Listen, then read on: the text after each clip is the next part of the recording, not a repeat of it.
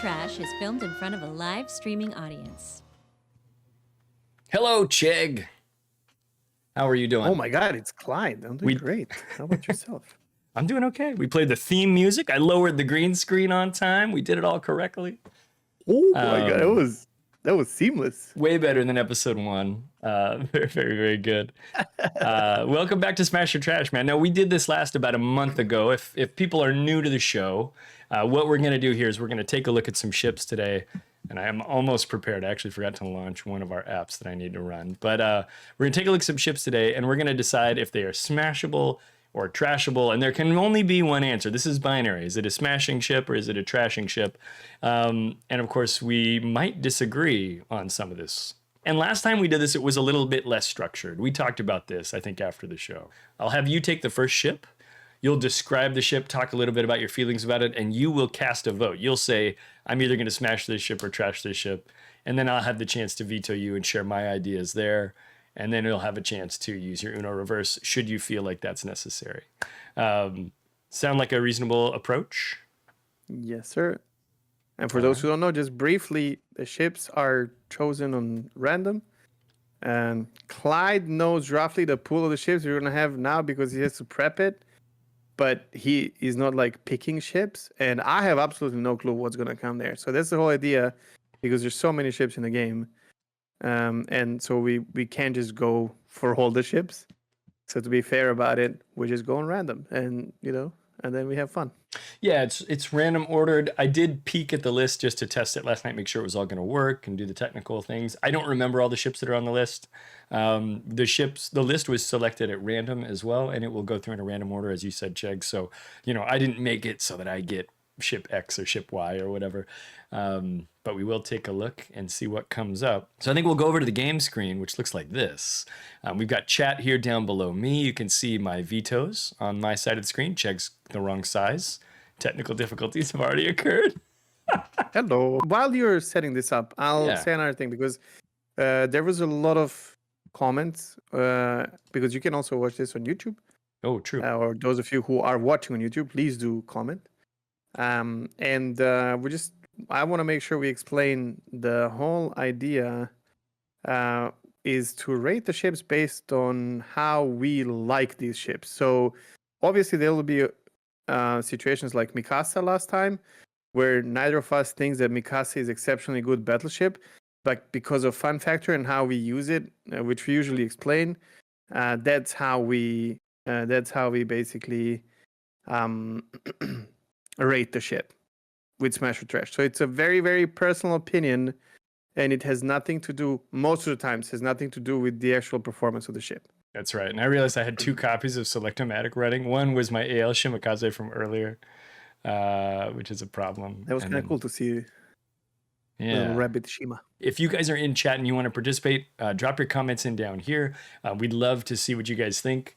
So please be interactive with us. We will probably be reading and responding. We will be reading and responding to the chat as we're going here as well. So Cheg, you are going to take our first ship. I'm gonna hit the space bar here. It's going to show the ship. Cheg, your boat is North Carolina. With Kot's camo in this picture. This is the funniest thing they could have started. Okay, so why I'm is gonna this preface funny? this Hold with, on, what? Why is this funny? I'll tell you. Okay. There's so many reasons. But first of all, I dig the camo. Quad's camo, you can actually get it for free. Well, for community tokens now, even if you missed it back in the days. These Quad's camos were like very Quad's kind of themed. Unlike nowadays where they choose a theme and then just, you know, go for it. I like it now more, but this one specifically is badass. This is a cool camo. Very, very powerful pirate camo. Now, here's the thing. My favorite battleship in game is Montana. Okay? Okay. Which is tier 10, same tech 3. But Cheg, this is the North Carolina. Tier 8. But this is North Carolina. And this is my least favorite battleship probably in the game. I love Iowa. I love Carolina. I love Montana. And I absolutely cannot stand NorCal. And the reason for this is it's an exceptionally good ship, and it comes with really high expectations because especially if you're playing that tech tree, once you get to North Carolina, this is when you start experiencing the power of American battleships, the original American battleships. Yeah. With great guns, and it rewards proper gameplay. So if you show your side, you just die in one shot, right? But your guns are so powerful and good, so you can punish people's mistakes and whatnot. So great ship, right? I can't play it. I just can't play it. And I have so many games in Montana and in Iowa, and I would say I'm pretty good in it, confident and all. But if I have to play North Carolina, I'd rather play Kansas. I'd rather play, I don't know. I just can't. So for me, this is an absolute trash, which is such an unpopular opinion because she's one of the player base favorite tech tree ships at tier 8. That is a very unpopular opinion. North Carolina is it's we always call the Montana line the fast battleship line, right? Fast battleship line. And when you're coming out of those mid-tier US battleships as a new player especially, but or maybe you're new to battleships and you're playing through those slow boy US battleships that go like 20 or 21 knots, and you just get to North Carolina. You feel the difference. You feel the difference. She's so much more maneuverable. As you mentioned, she's got excellent guns. The shells are slow, yes, but they tend to hit where you click, and they do good things. North Carolina, I think, is obviously a fan favorite. Obviously, your opinion, your experience with it is pretty negative. I have to veto you and say that this is a good boat. There's no choice for me to do it. I'm expecting that to happen. Coming right out of the gate. Can't let this one. I'm sorry, man. That's a smashed ship. Now, of course, you do have the chance. You have the chance to Uno reverse that if you feel very strongly. But you will be then without an Uno reverse. Yeah, I have too much respect for this entire tech tree line, and it gave me so much joy in the game of World of Warships over the many years that I've been playing that I cannot do that. So I will gladly let you veto it. All right, this one, despite Cheg's best efforts, is a smash. She's smashable. What a start, man! I was waiting for this one. I had no idea that that's how you felt about North Carolina. I've got boats like that too, though, that work for everybody except for me. And so, exactly. I totally understand, where you're coming from there. Okay, let's jump to our next boat. Now, I'll take this one. Oh, no. Jager. When Jager first came out, I liked the idea of Jager a lot. And I love this camo, by the way. This, like, old-timey Model T looking Great Gatsby car kind of... camo here is pretty sick, to be real. And I was really excited about the ship because I thought at the time, I was like, oh, cool, kind of a Benham for the masses. They put it as a ship that was available for free. You had to play a bunch of games and missions to try to unlock Jager. And Jager has proven to be incredibly popular with the community. And had you asked me what I thought of Jager before they put it in the Cole store, I would have said, yeah, Jager's a pretty good boat. I like it. But then they put it in the Cole store, and now everybody on Earth has Jager, and I feel like they're contractually obligated to play this boat like 40 times a week. And so every battle you go into, there's some guy in a Jager who's just doing donuts out there, checking torpedoes like a sprinkler, and trying to smash everybody with this thing. And they're very hard to detect because they're very stealthy. I mean, they don't have smoke, which is a lucky thing for those of us who are facing a Jager. But if you're in any boat other than a Jager or like a Shima, like it's really difficult to go out there and try to, or a submarine maybe, to go out there and try to spot them without airplanes, Yeah, go ahead. Once detected, it literally doesn't have guns. It's true. You're throwing rocks at other ships. Yeah, she's got, I think it's 3 150s, right? But kind of a slower reload. They don't work. The DPM is just not much of a thing, right? It just doesn't quite work. I think this is the only destroyer where I'm just not using guns. Like the only one. Because you can find people playing Holland, for example, and just not using guns because, hey, this is a fast reloading torpedo boat. And I'm like, what are you doing? Fight me back. Yeah. You actually have good guns, right?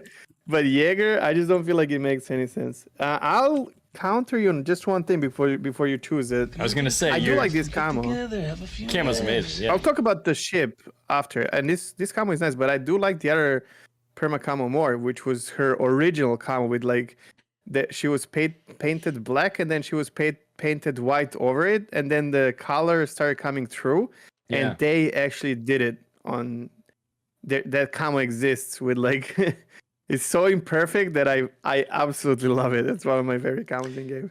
The weathering on it But yeah, does go look for it, good, yeah. and there's a cool there's like a Yeah. stripe on the second, or maybe it's the first smokestack. Like it's a cool Yeah. looking camo, and it does look good. One thing that's a real positive about Jaeger too, if you're playing it, that makes it kind of fun is when you do get spotted, because somebody's going to get aggressive and spot you eventually. It's such a small ship because it's based on like a tier 2 hull, you know, that like you can really take advantage of the dispersion of ships. For me though, right now I'm so annoyed with Jaeger. I think I have to trash it because I feel it's such a trolly ship. Steve into Jeep in chat says, "What a troll boat," or says "troll boat LOL." And because right now I feel very trolled, and I feel like lots of the community feels trolled by Jaeger, I think I want to put this one in the trash. And I know that'll offend some people, but it's kind of where I'm sitting right now. Cheg, how do you respond to me and my attempted trashing of the Jaeger? I am extremely bad with torpedo boats in general. I'm always opting out for a gunboat. So therefore my experiences with Jaeger are not that good. I do love how it was distributed in the beginning. You know, doing the campaign, and then you were actually able to not pay anything and get the ship and 2 different camos, and a commander, if I remember correctly. Like there was like a historical commander. Yeah, So yeah, that yeah, was yeah. really, really cool. I like the whole all that idea. was It was cool. similar to Brisbane and whatnot.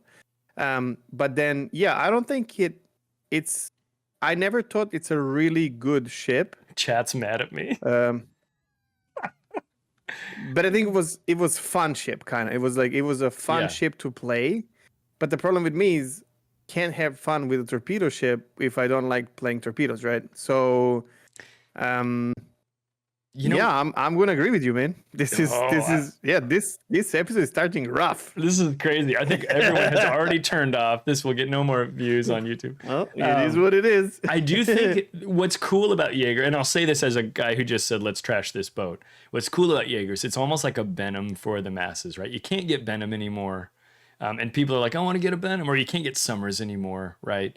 But like Jaeger is out there and it's available. And if you want to be that torpedo spamming dude, Jaeger is an opportunity to do that. And it does have that capability. I think if you ask me again in 6 months, I'll probably be pretty calm about Jaeger, and maybe it would even get a smash at that point. But right now, shortly after the Cole release, I'm gonna keep it in that trash bin. You're thinking? What are you thinking? It just I can't approve your comparison to Venom. You don't like it? No?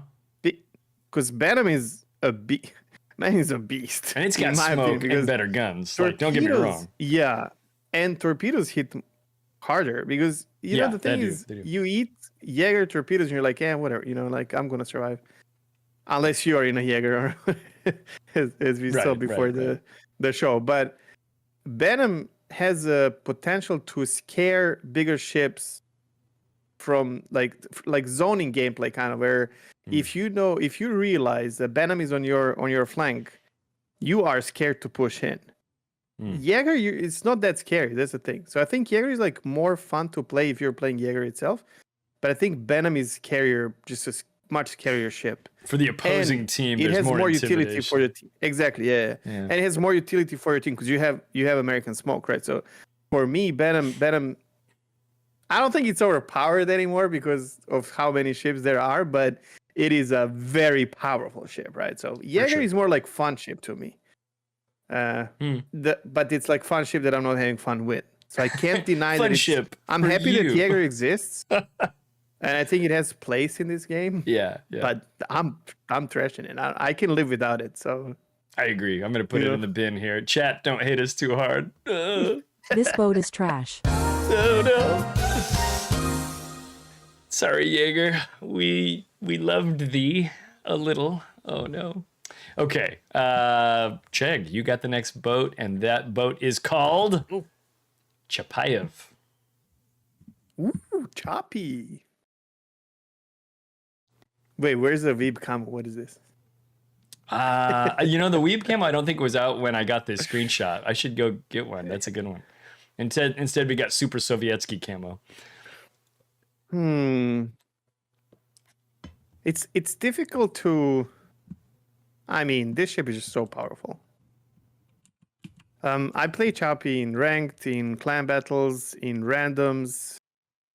It's such a. This ship teaches you or taught me how to position an angle. Because if you make a mistake, you're dead.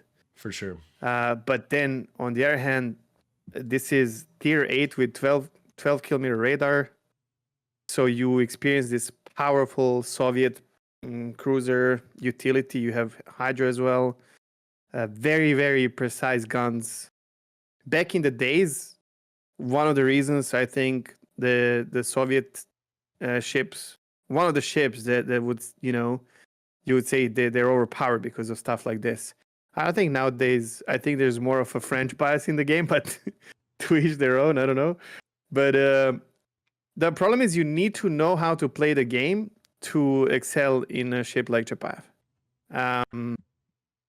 Which creates a problem for a new player because they know that this is a really good ship and then they go in and die instantly and can't really learn based on their mistake because you're a one-shot thing. It's a bit of a skill floor on these lighter cruisers that there is. Can be frustrating when you're just getting the hang of them. But the satisfaction of winning the game, especially like ranked or clan battles, because of you, because you can be the X factor in this thing, is just way too good for me to not smash this ship. I'm always happily jumping into Chappie and playing. So for me, this is a smash. Yeah, Chappie's just good. It can be, like you mentioned, the frustration, if you make a mistake, you get punished. There's a high opportunity for damage with this thing. 12 kilometer radar, but the torpedoes I think are 4 kilometers, right? So that's kind of like, those are sort of like for show only. Defensive. Yeah. Well, yeah, or if someone's pushing into you or something, but yeah. Rarely landing a Chapayev torpedo is a delightful experience that everyone should experience at some point in their life, but it is not something you're not gonna make a goal when you go into a game, right? But no, I think I have to agree, Chappie's a great boat. She's really good for clan battles and things like that when you've got a team structure that will work, or ranked or whatever. But it is something, and even in ranked, maybe it's not quite pushy enough. I don't know. Maybe you want something a little tankier because you don't have the coordination that you would in clan battles.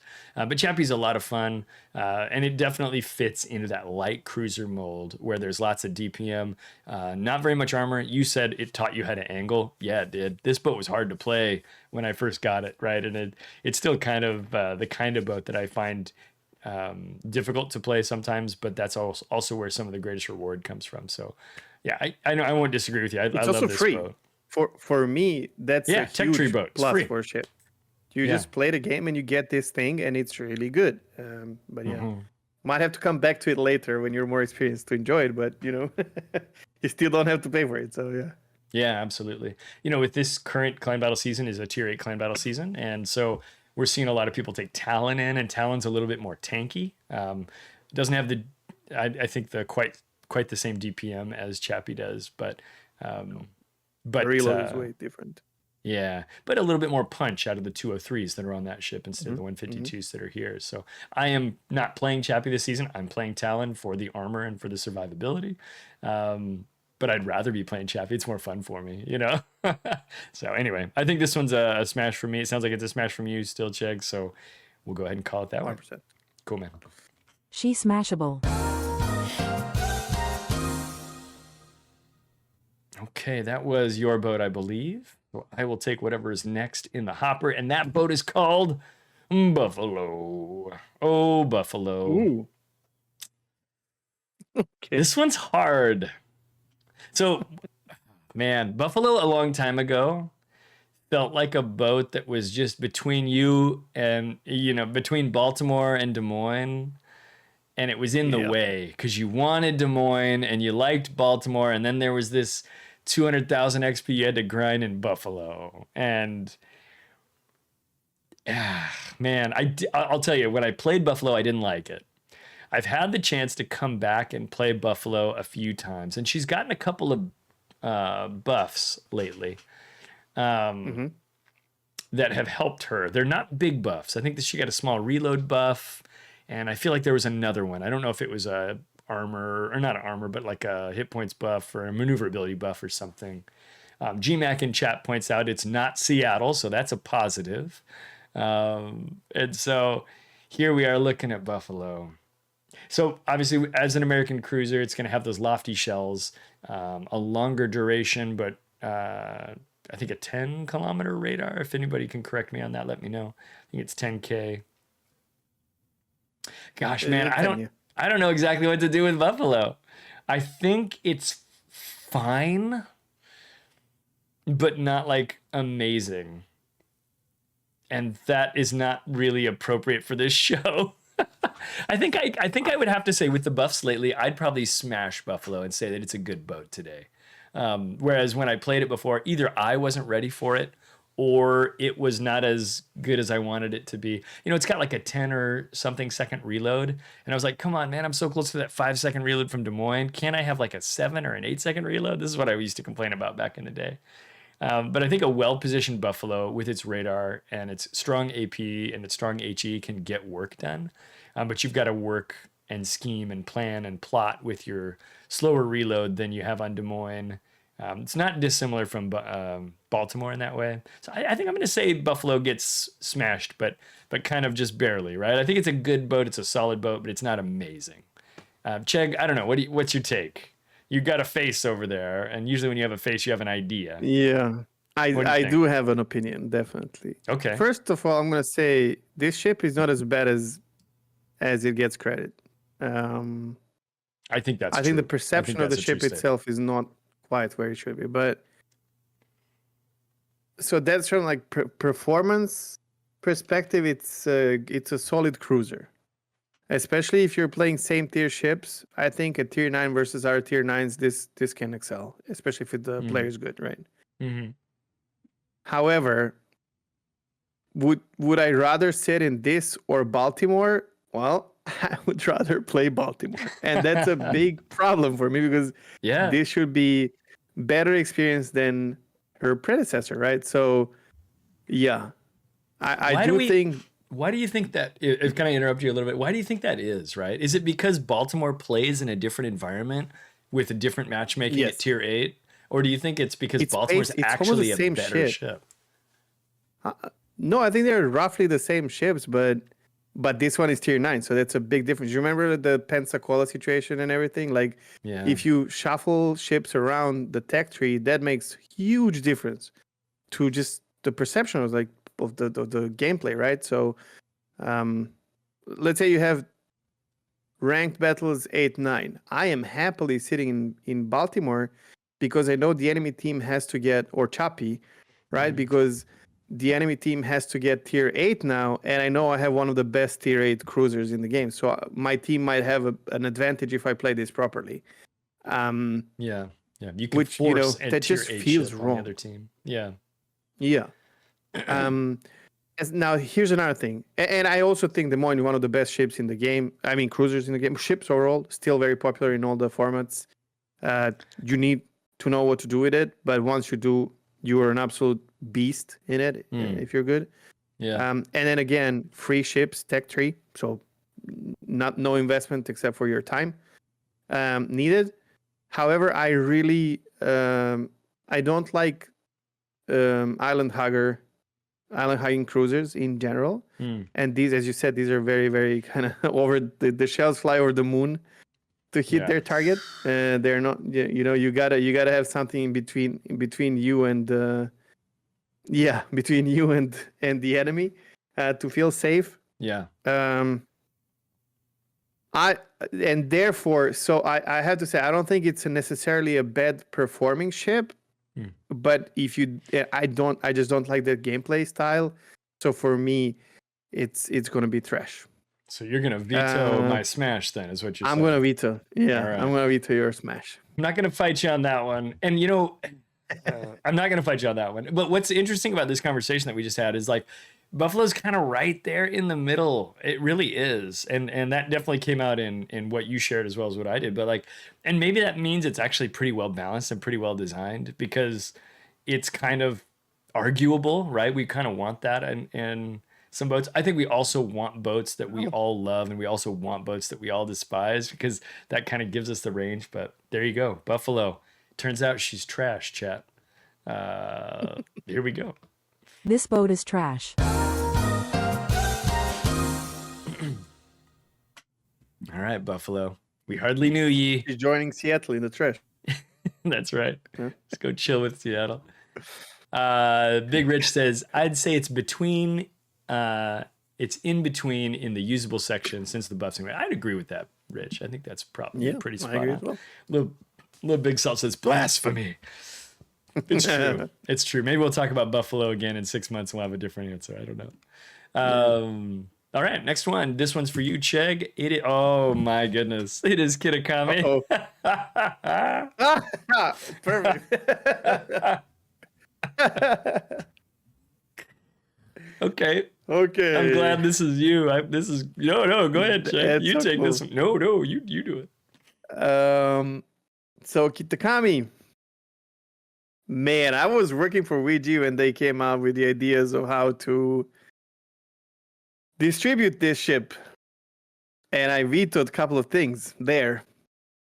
Lucky for all of you who have it. I can't say what it was, but because of NDAs, but trust me when I say the way she was given away was way better than what it could have been. Kitakami is a ship with history in a game. People ask for it for such a long time. Mm-hmm. And she returned to the game, like a year ago, right? Roughly. Yeah, it was last Christmas patch, right? So it would have been 12, last Christmas, 11 or whatever. Yeah. It was, I actually liked the way she was given away because it was,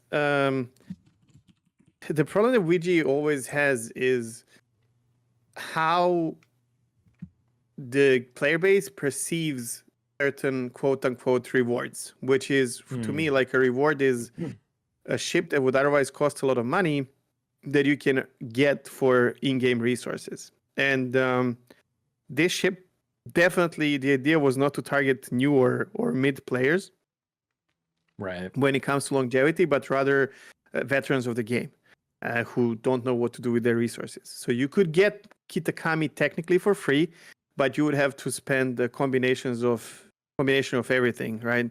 And quite a lot of either RB points or I don't remember. There was some premium days, coal and steel and premium time, and all kinds of resources. You could pool them into a big pile and unlock this. So now what I'm going to say, it might be really weird, but as an event overall, I think it was great success. Not very liked by newer players, obviously, because they felt left behind. But I think it was a really good idea for your veteran players. Now, with that said, I had resources to get whatever the crap I want, obviously, and I did not get Kitakami. So I got everything. I think defense was the real prize in that pool of ships that you would get. How dare you overlook Ferruccio? I love Ferruccio. It's fun. Spoiler it's fun. alert. But no, defense is a 10 and all of that, right? Yeah, high tier, very interesting. And I like playing Goliath, so it's a little bit different take on Goliath and whatnot. So we'll get to that ship eventually, right? But so I didn't take Kitakami. And now here's two reasons I didn't take Kitakami. First of all, as I've said already, I am not a fan of torpedo gameplay. Now, that doesn't mean I don't like having torpedoes in the game. No, I think that's fine. I'm really bad with hitting torpedoes, except from Yolo Emilio, right?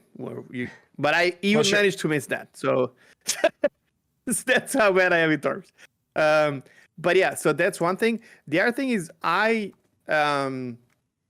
so she was either going to be extremely overpowered if she could reload all her torpedoes at the same time, or just kind of meh if she reloads torpedoes the way it reloads now, which is a very specific Yeah. way of doing it, where each torpedo has its own cooldown. So it's a bit different.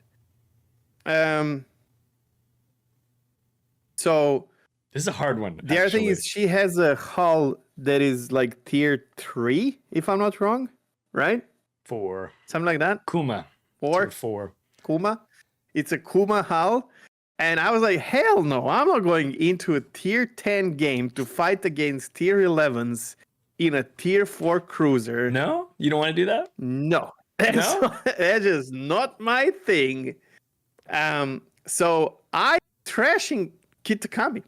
I'm definitely trashing it. I'm trashing Kitakami.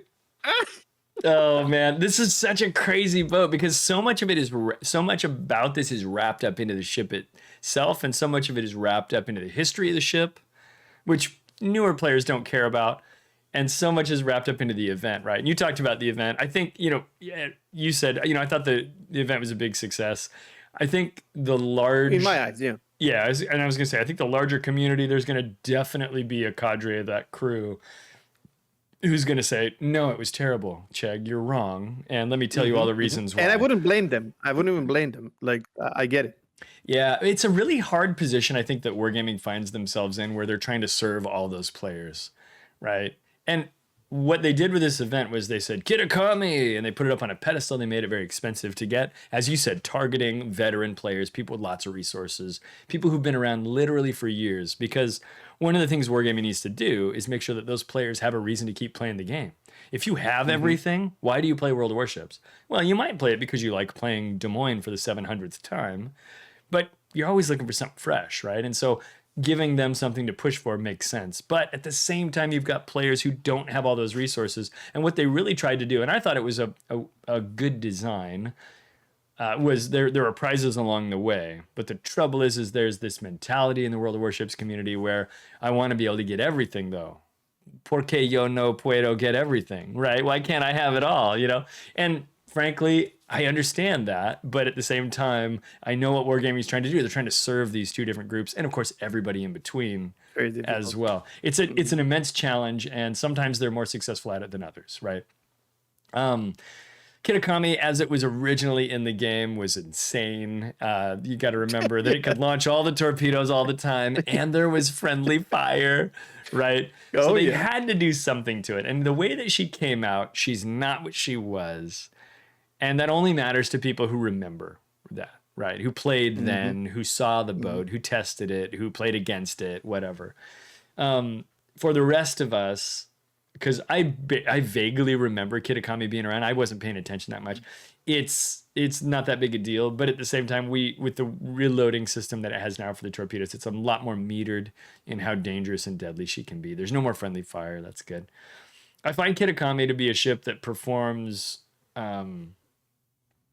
lower than you want it to, right? Torpedoes, not just for you, Cheg, but for anybody, myself included and others, they're hard to hit with. They're hard to consistently hit, to always have consistent damage. Sometimes you're going to get spotted out by aircraft carriers. They did give this thing smoke, which was a huge benefit. I think that the ship really benefits from. It's an oil smoke, so you can run at full speed with the smoke and stay out of sight, which is great. I did play this boat earlier this week, actually. Randomly as a just kind of a refresher, because I have not played it since Christmas. Really, maybe a couple of times after it came out, right? Because people were curious, but it's been months. And that to me says that I don't really need Kitakami in my port, right? Like, I think I have to agree with you. This is a boat that I think I could successfully trash. I got it because I had to get it because I'm a collector, because why can't I have everything? Which is the same problem as everybody else. I spent a lot of premium days. I spent all of my coal, and I was coal poor for months after this. I feel like just now I'm starting to get... Isn't that weird? We're both collectors. Like, I couldn't calm down until I had all of the Tech 3 ships. Then I reset all the trees, but that's a different thing. And then I made my way to work for Wargaming to get all the ships. That's how far I went. Yeah, you went crazy. What the heck, man? But I trashed Kitakami when it came out, so I have to trash it now again. Yeah, that's true. You know what my logic was? Yeah, tell me about that. I Your think decision. The ship, this ship will. It's okay. It's like it brings joy to a lot of people, right? And it gives them like fun moments when they successfully execute the torpedoes and whatnot. And it will eventually come to the store, right? Eventually. And just what you said, like it feels like I'm not gonna play this ship, like I might get it and it's gonna sit there and I'm gonna play it 3 times, but by the time it comes to the store eventually, because they said something like 2 or 3 years. So they guaranteed said for not showing something like that. For Kitakami 2 years. So we won't see Kitakami until next Christmas 2025. At least or longer. That's longer. That's never but they promised. said at least 2 years. That's true. There's no guarantee of when it will come out. And then all the other ships were 1 year, right? The Defense, exactly, Ferruccio, etc. So Ellie. So my logic was just the same as what you said. Like, is it worth spending so many resources to play a ship 3 times until it shows up for qual or whatever? Or I don't know what it's going to be for, obviously. I have no clue. If I did, I wouldn't be able to say it because of the That's NDA. true. Yeah, nobody knows. But let's see. Yeah. So I was like, not worth the amount of grinding I would have to do to get back, to the same place. On the other hand, I completely understand people who buy it and have fun with it. So I have nothing against this ship. I'm very happy that it's not as overpowered as it used to be, because that would be a problem for me on the receiving end. So like this, I don't mind this ship at all. I'm happy some people got it. You said VG put on the pedestal as like such a important big whatever thing. I think community did that. I think community player base was building up the pedestal for this ship. I'm sure that's for many part years. Of it. Yeah. And so VG was they just milked it in a way. Although I'm still super happy they didn't do it for money. Yeah. That's for sure. So that's kind of cool. So but for me, it's trash. That's not for me. I will say that event last December was incredibly good for content creators. There were so many people Googling Kitakami, so many people Googling the Snowflake event and everything. It was the biggest month I have ever had for YouTube and Twitch. It was immense. And I can only imagine it was huge for Wargaming as well. So when you talk about that event, was it successful? Yes, it absolutely was. And all of us content creators could see it in the stuff that we did. So, good. This is a weird conversation we're having. We're supposed to be smashing and trashing this boat, but this boat just has so much wrapped up with it that it made it very there's not that many interesting to talk ships about. that are iconic. Yeah. Because of the background story. So yeah. Again, I think this is a boat that I have because I had to have it in my port, but it's not a boat that I'm going to play. If it were out of my port, if it was gone, would I be mad or sad or anything? Not really. So I think we have agreed that we're going to trash the Kitakami today. Goodbye, Kitakami. Man, we're trashing some. We're trashing them up, dude. Some crazy. It's a weird day. This boat is trash. Do we even like this game? Do we like boats? I don't know. That's a good question. Do we like boats? Yeah. I think we do. And now we get some carrier that we don't like. That's going to be rough. That's true. I'm sure there's going to be at least, I don't know what's in this list. There has to be a carrier in here somewhere. King George V. Did you start Kita? Or did I start Kita? You started Kita. I started Kita. This one's mine. KGV, this has a really cool camo on it too. This was a camo you could unlock for free for a mission for Steam. Yeah, I thought this was a really cool camo when it came out. I love this camo. Me too. KGV. So KGV is a Tech Tree Tier 7 British battleship. And I really, really liked this boat. This was the last British battleship. Not the last, but it was the boat that I liked the most of the first 7, the first tiers of battleship in the game. I got to KGV and I just really dug it. It's got a weird gun layout. It's got a 4-barrel and a 2-barrel turret forward, and then another 4-barrel out back? I think it is. Yes. So it's 10 guns all told. And I found this boat to be really easy to play. It was very survivable for a tier 7. Didn't have the best armor necessarily, but it has a decent heal, and it can dish up damage with both its HE and its AP shells. It was just kind of a good all-rounder battleship. And again, it's right there in the middle of the tech tree. And there's a premium version of this boat as well that has hydros and things like that you can get, but we're going to talk about the tech tree version. So I really found KGV to be a good, solid ship. I think there's not a lot to say about it in my mind, other than it came right before Monarch, which I absolutely hated. And so the only thing I have against KGV is that it made me happy before Monarch made me sad. But that's not KGV's fault. The right? reverse buffalo thing. Yeah, it was kind of the inverse buffalo. That sounds like something you shouldn't say in polite company. But but I like KGV, man. For me, this is about I'm happy to smash as a player getting used to battleships, playing mid tier, learning your way up. I think this is a great ship to choose. Cheg, how did KGV treat you, and what do you think about it? Is this a smash or trash for you? It's difficult to trash this thing, right? You just don't have a good reason for it. But I'll tell you. Is that because it's boring, or is that because it's good? What do you think?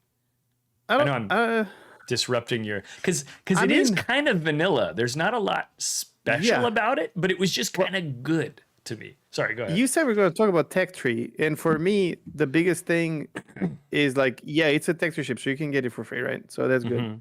However, the options in Tier 7 British, there's some of my favorite ships to play, which is Duke of York, and Hood. I love these two ships so much, and therefore I only play KGV if I reset the tree or someone asks me to play it. But whenever I play it, I'm not bummed about it. I'm not like, oh no, I gotta play KGV. No. Grieger just said I do miss things that I get. Grieger's comment here is that who's even playing tier 3 ships below tier 10, right? That's kind of what you're saying, right? Is that plus the competition of the premiums at tier 7, why would you play it? Is kind of, I guess, what you're getting to. Sorry, I interrupted you there. Go ahead. No, you're fine. This camo, when it came out, it made me play more. I really like this camo. I don't know why. It's like rasterized. Then, it's so different than any other camo, and you could get it for free if you are a Steam player, which you cannot do if you're already not a Steam player. That was a bit rough. I figured out how to get it, and I don't think I was a CC when this came out. I think you can unlock it. I think you could get it. Anyway. Oh, it was later. Like recently, it was in like a mission chain or whatever. But when it came out, you could only get it if you're a Steam player. I think the mission itself. But I don't know. Then the thing that works against it is that Duke of York actually you can get for coal, so you don't have to pay for that one as well. Yeah. But you know what? I just can't. This is not going to be a long conversation. I just can't find it in me to trash this thing. So I'm smashing it. Whenever someone asks me to play this ship, I'll happily jump into it and have a game or two and have fun, like easily. So yeah. I think you're right though to bring up the idea that there are other boats that you might choose first, but when you're in KGV, you're having a good time. So I think we're gonna give it a smash here, and we'll call it a day. She smashable.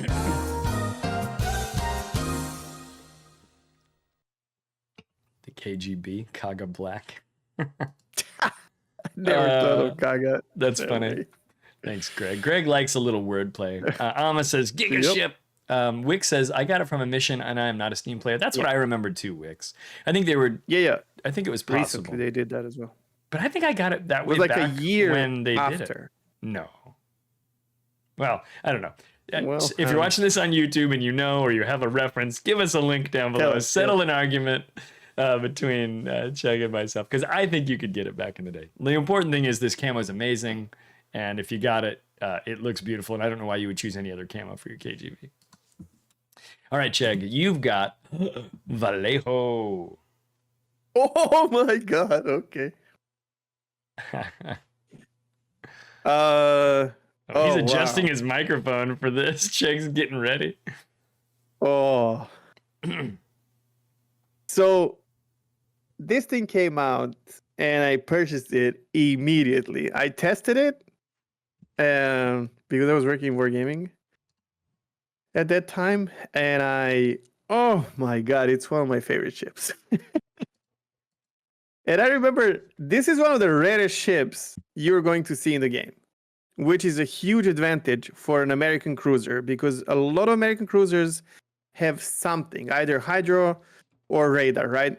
And because this is nowadays, you can press tab and see what the ship has, but back until like a year ago, you couldn't do this, or even less. Yeah, it wasn't that long and ago. And this was insane. People would run away from you in destroyers because they have no clue if you have a radar or not.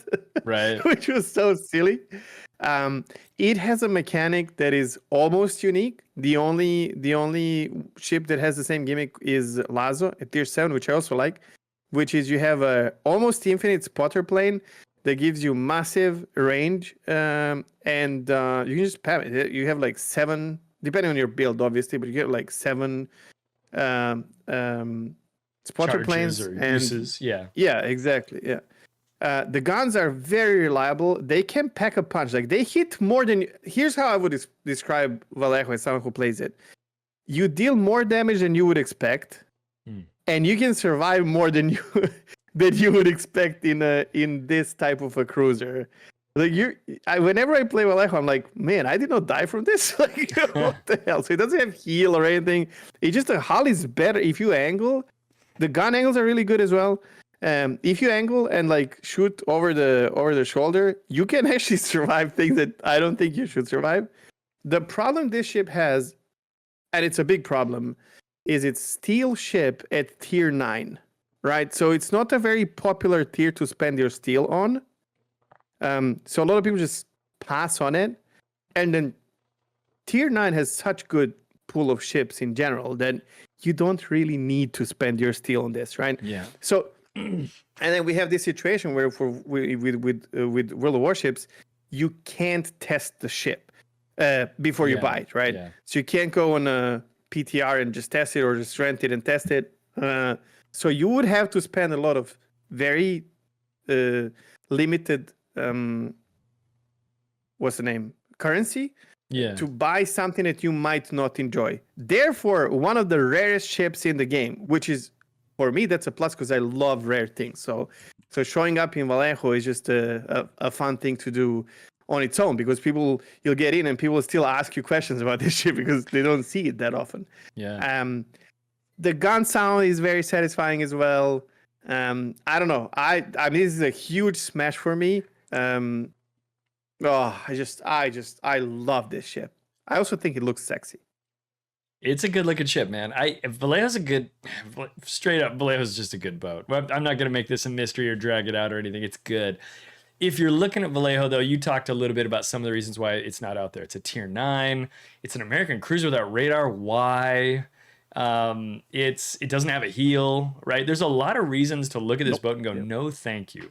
And I think a lot of players have done that, or they've heard somebody else say that, and so they just echo that person. They just repeat what they've heard. But Vallejo's excellent. And I think one of the smartest things Wargaming has done, and it takes kind of I don't think they've actually done it intentionally necessarily, but one thing that's really great is these guns are the same guns that are on Jacksonville. And so people who are playing Jacksonville are going to get a taste of what Vallejo can offer them 2 tiers down, right? Jacksonville has more guns. Jacksonville's a super ship, right? So it's also going to have like a limited audience. But these guns are the same as on Jacksonville. So if you want to try Vallejo, one of the ways you can kind of do that with a heel and with radar, okay, ignore those things, is you can go play Jacksonville, go, okay, these are what the ballistics are like. And then you can come back and maybe consider, if you're interested in, what if I had a tier 9 version of that that's a lot smaller, that I can troll people with and everything. Vallejo it's a troll ship, man. That's a good one. It is, but and for some reason I made that a bad thing about Jager, but I'm making it a good thing about Vallejo.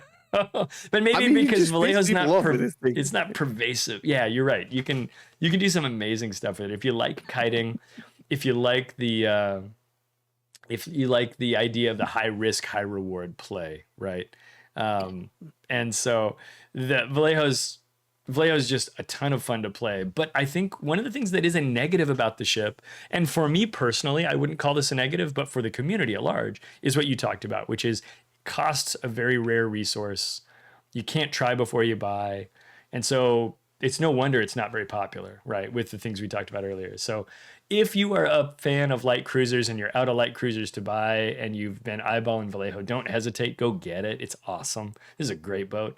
But if you continue to ignore it, I won't be offended. But this boat is easily a smash boat. It's just so much fun. And that spotter you talked about is so good. The ballistics are so good. I just like this boat, man. It's so good. I mean, if you don't use a spotter, you're like gimping yourself big time. That you gotta you gotta use its gimmick to do it, to enjoy the ship, I would say. But even without it, it's fine. But then it's just whatever. It's just a fine cruiser. But with the gimmick, it's that's what triggers me, because it's so far away. You're just like spamming them, and the guns are really good. I don't know. It's fun to play. It's just fun to play. It takes some getting used to. Like I would say, like 5 games or so, and then once it clicks, I always happily jump into Vallejo. I'm gonna pretend that I don't know, and I'm gonna ask you why. Why are these people mentioning doctors in the chat? Oh my gosh, yeah. Vallejo we made a commercial, a fake commercial for Vallejo. And in fact, actually, we could just watch it right now.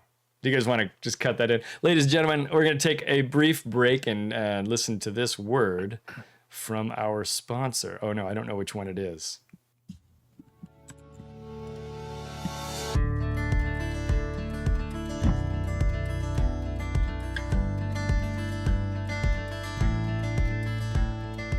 I used to struggle to start fires on enemy ships, but that was before I tried prescription strength Vallejo. Now, I'm starting fires on all of those A-holes.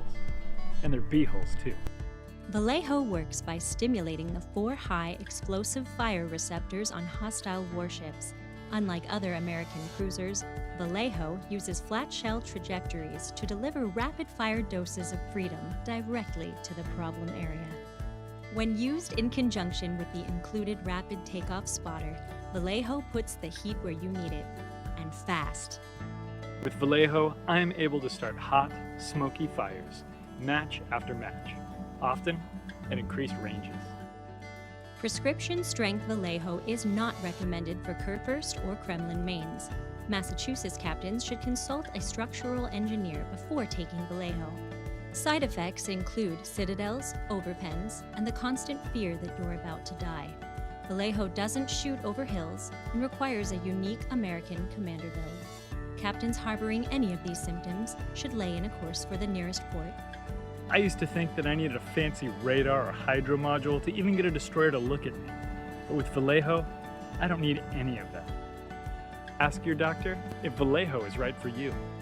Vallejo is available in the steel section of your local armory.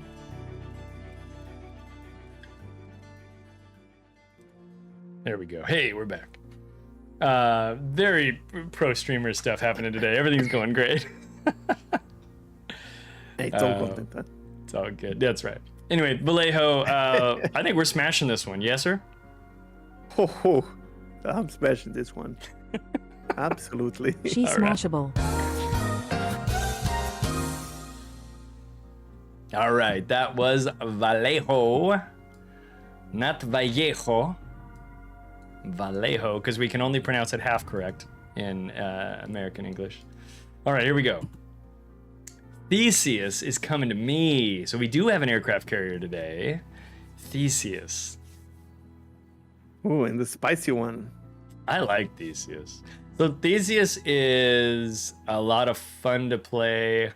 It can definitely lead to getting reported. It's got very fast planes, like the ones on Indomitable. And because there's I can't remember the name of the skill right now. There's a commander skill that basically says, hey, when you're down to your last squadron, you get a full boost back, right? Maximum speed boost. You can fly at full speed, do a pre-drop, drop your first squad. All of your attacking flights have 2 squads in them, or 2 attacking flights in each squadron. So you can drop that first one and then continue to fly at maximum speed. In fact, your planes are so fast when speed boosting, you can fly through enemy fighters usually and be fine. As long as you just keep that W held down, you'll outrun the fighters. As long as you're close to your attack or your target, it's going to be amazing.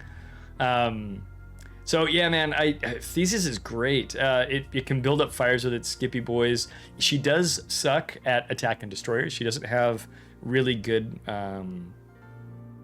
ordnance for attack and destroyers, but her torpedoes work pretty reliably. They're slow and everything, and they don't do a lot of damage, but you can definitely use the torpedoes to good effect. The skip bombs are really where it's at, and you can go fast enough to rack up fires on targets. I'm still kind of a mediocre carrier player, and this one definitely represents a very specific play style, but that brings some uniqueness to carrier play that I really appreciate. So for me, Theseus is a smash, man. I dig this boat. Have you had a chance to play this one? Do you know anything about Theseus? Yeah, I watched your video. Oh, that's true. Yeah. No, I could have gotten it, and I was thinking about it. And first of all, just like you, I'm not really a carrier player, but I'm not a carrier hater at all. There's some carriers I'll jump into and have fun. I've decided this is not one of those for me, because there are carriers I would play rather than this at tier 8. Even like British carrier or just carriers overall. That doesn't mean they're better or whatever, but I had a huge issue with this ship, and now I can't remember. I think the way you could get it was just kind of player unfriendly, if I remember correctly. Something was something was very tricky about getting this ship. Do you remember? Was it only from the containers? Trying to remember now if it was in the containers. You get it as a CC, so you didn't have this. That's true. I did not have that stumbling block, but Theseus was this was one that had a mission, didn't it? Like a web campaign. But there was something about it that you couldn't just get it, or you could get. It was. I think that's what tilted me in a way, and I think I want to remember because I think this would be the reason for me to trash it. I'm looking because we've talked in the last episode as well. Like, if ship annoys you as a player because of the way of getting it, I will never agree with gambling only for ships. I agree. So for me, if this ship was for doubloons only, that's fine. I want VG to make money, obviously. Yeah, that's used to work there. I have a lot of friends who need to get paid, and I want the game to live on, so I want them to make money. Now, how do they make their money? Sometimes I will disagree with it, and I think this was one of those times. So this the ship itself. Yeah, I'm looking at the article now. There was a thing with Britannia tokens. I'll drop it into the chat here for people if they want to check it out. But yeah, you could get Britannia tokens. I don't remember if there was a way to complete the web campaign and then be able to buy it directly, or if you could only get it through the Britannia tokens. But I think you had to complete the campaign to get some discount or something, but you still had to. Maybe that was it. Yeah. It was very complicated way of getting it, and I remember always a little bit too complicated. I was not happy about it. Yeah. I was really not happy about it. I believe you. Which rarely happens because I think, for the record, I think World of Warships is one of the friendliest free-to-play games on the market. Because you can play completely free and not really feel hindered by it. You can play competitive without spending any money, and to be honest, if you play for several years, you will get eventually quite a lot of premium ships as well. So you don't have to. I started spending money on World of Warships back in the days because I was like, okay, I've been playing this game for so many hours, and I can give some money back because now I feel like it. But I never felt like I have to do it, which I appreciate. That's not the way the games are nowadays. I don't even think if VG made another game, they would do that. Honestly, they would follow the current trend. I hope they would. But I don't think they would. And a lot of people who play World of Warships play World of Warships only. So even if it's like that, people still get triggered, and I don't blame them for the monetization because. Yeah, I mean, everyone tries to make money. Yeah. But the ship itself, I think it's fun, but because it has gimmick, kind of. I don't think it's overpowered, but in right hands, obviously, it can wreak havoc. I mean, for sure, yeah. Really good carrier players will make even Saipan work. So if you give them something more functional like Theseus, of course, they're going to make you suffer, and you're going to have this situation of, fuck this, ship or whatever, if you're on the receiving end. Well, but I don't think it's overpowered. Yeah, especially like the way the stacking fires works is, as a Theseus main, you want to go and put fires on the same ship over and over again to burn them to death. That is frustrating on the receiving end. And you know, I do have a video where I'm showing how to do the technique on this carrier. Somebody taught me, right?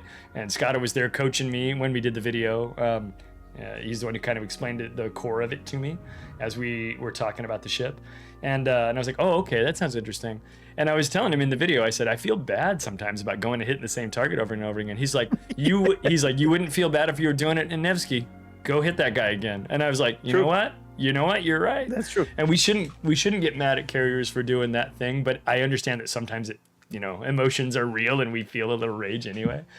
But I'm gonna get mad, but I'm not gonna I'm not hating the player, but I can feel frustrated. Absolutely. It's a PvP game where you want to survive, and if you don't, then that's and this ship sets the world on fire, right? Like that's how it works. That's what its thing. Yeah. But we have some confirmations in the chat, and I think this was what it was. So you had to do a campaign, and then you had to buy containers to get tokens to finish, which is yikes. That's a bit maybe I'm layered wrong, but I think that's how it was, and that's too over the top for me, and I have to trash this. I'm gonna veto it even, and this is because we talked about this in the last episode as well, where acquiring of the ship for me is a factor, and again, I don't mind paying for the ships, that's fine, but there's a line I'm just not okay with, and this is one of only few where I was really frustrated with it. So yeah. I won't fight you on that one because I agree with you that the way that we obtain a ship is a big part of that ship's character and everything. We talked about that with Kitakami earlier, right? Or Kitakami, I mean, excuse me. Yeah, exactly. That's a part of the legend of that ship, and although that legend is bigger and louder than the one for Theseus, you're not wrong that we want our ships to be obtainable in a way where it's less based on RNG, right? We're gonna put Theseus in the trash, which I'm like, oh, what? Because the boat is so fun for me, because of its unique gameplay. But I won't fight you on the motivations for putting it there. So let's trash it. This boat is trash. Goodbye, Theseus. I hope you find your dad. Okay, so Cheg, we got a boat for you, and that boat is St. Vincent, top tier British tech tree battleship. Not in the same line as KGV, which we talked about earlier. Different line. No, yeah, this is a British battle cruiser. You know what? Before I start this, when we talked about this idea. I knew we could pull it off, but man, am I surprised how opinionated we are on so many ships in this game. Isn't that crazy? Like, you actually have an opinion about each of these ships. Because I was scared that maybe the ship's going to come and be like, I don't know what to say, but we just have something to say about all the ships. It's crazy. No, that's a good point. KGV was kind of like that. KGV is like, it's kind of a boat. Yeah. It's good. It was probably the most milquetoast boat, the most bland boat we've talked about. And that isn't because KGV is a bad boat, right? It's just kind of in the middle. But even that boat we had, I think, hopefully it was an interesting conversation. There's something like, camo, this, that, Yeah, there's a story to tell about every single. You're right. That's interesting. I don't know. Did not expect it to be that way, but I'm not surprised because we spent so much time in these games. No kidding. Yeah, and here we are going for it. Oh, Useless, thanks for the sub, man. St. Vincent, man, what a beast. So exceptionally ugly design. The entire back half of the ship, like the aft, looks completely useless. Obviously, probably some engines there or something, but it looks like you could have this ship cut in half and still be the same. I remember watching the official stream with this boat, and everyone was like, what the heck is that? Were you on that stream? Yeah, I was. It was so I introduced funny. it. Everybody was like trashing on this boat and shouting about it. I remember we were like, don't blame us, guys. Blame the Brits for designing it like that. I remember you saying these that. These are real designs, right? So, yeah, it's not my fault it looks like this. Blame the British. Yeah. I'm like, I agree with you. It looks like crap. What can I do, So there were two things that I said positive about these ships before they even, when we introduced them. One was, and I'm sad you don't have a picture with it, but they have very cool Oh, camos, the camo is the cool. perma camos for early access.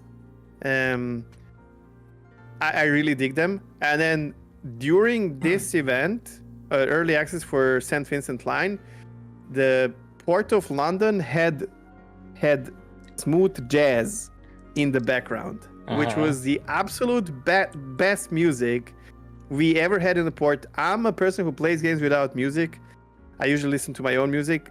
I will play the game for the first couple of hours with music to just hear it because I appreciate music, but I can't like listen to the same stuff over and over again. But when this was the thing, I would have had my music on. Yeah. You just reminded me that I had the music playing, okay. and I shouldn't have. No, that was a cool port. I remember that. It was jazzy and chill. I was hoping they were going to keep it, but they didn't.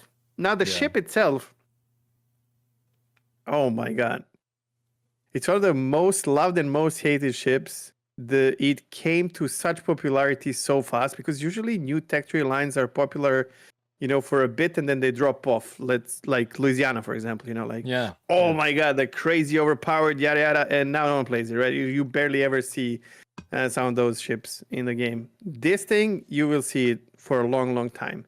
It came out just before King of the Seas tournament, and immediately it was a King of the Seas right away. It was way too strong in the right set of hands, to a point where it was kind of faulty, like way too strong, overpowered. And to this day, it was not really changed as much because in hands of an average player, this ship is not that strong because you make a mistake and you can die. Like you can get punished because the hull is not very sturdy. If you don't know how to angle, the guns are good, but you know what to do with them. It has super heal, which is, it's a very, very strong, powerful ship, but you kind of get more punished if you try to push and whatnot. And they're very fast as well. And pretty so stealthy on paper, very strong ship as well. They're pretty stealthy as well. She's pretty sneaky. And it has for a battleship. Insane torpedoes. You remember how crazy this was? Like these ships brought the forward one torpedo, nuclear torpedo as they're called, because that one torpedo, if that hits you, you're dead unless you're in like, I don't know, GK or something. So they're very, very strong. Yeah, in my build. Now, with all that said, those torpedoes do in my build, at least as built, 29,367 damage, right? One torpedo. And now, granted, you only get one, and it sails out there and it hopes to bonk somebody. So it's not like you're putting out a big fan. I mean, technically, you can get two because if you're going forward, it almost can shoot it forward, right? Yeah. And they have the swirly thing where they adjust themselves, which is the actual real thing. Yeah. But they were introduced. I think that gimmick was introduced with this texture line. Now, with all that said, I cannot pull off consistent good gameplay with St. Vincent. So it's triggering me because just like North Carolina, where you're supposed to perform really well, and whenever I sit in this, I just fail at it. And then on top of that, I'm not a huge fan of the original. The original British battleship line, which is Conqueror. Now I like it up to what we were talking about, and then after that it becomes boring to me because you just set the world on fire and wait for the big numbers, but you're not really affecting the game as much as you would with AP shells. But I just cannot trash this ship. I cannot. I just don't have it in me. This is a great boat. How dare you? It's too good of a ship to trash it. So I'm not really enjoying it that much, but I still play it, Like I still play it and I try to perform better. It's, but it's like me and I'm not necessarily not having fun. I'm having fun when I play it, but then I'm not having fun when I see the final result. Right. You're like, what? But that's different, right? Like 63,000 damage. I thought that was a 300,000 damage. Yeah, exactly. St. Vincent, it's a local hero, man. Like it was one of those tech tree boats. Not, gosh, I want to rewind and say, like, do you remember like when Napoli was announced, right? And everyone's like, Napoli, I don't know, Italian cruiser without sap, that'll never make it. Nobody will play this boat, right? Then Napoli comes out. And it didn't take long for her to earn a really solid place in competitive Ends and up being one of the ranked. strongest cruisers, right? Like Maybe in the not competitive meta and everything. in all the competitive metas. Napoli is so good now that he gets banned from the upcoming season of clan battles, right? St. Vincent So does St. Vincent. kind of felt like that when it came out, right? It came out and everyone's like, "Oh, this ugly ship. How could that gun's not even going to work? It's jammed in between the superstructure and the funnels. How could this work?" And then immediately pulled into works. yeah, it works, dude. Immediately pulled into the competitive scene and everything. Excuse me. And really just became an instant favorite for everybody. So I mean, obviously this ship is a smash. I mean, it's a community favorite. There's no way it could be anything but. So I think you have to smash this. I agree. Yeah. She smashable.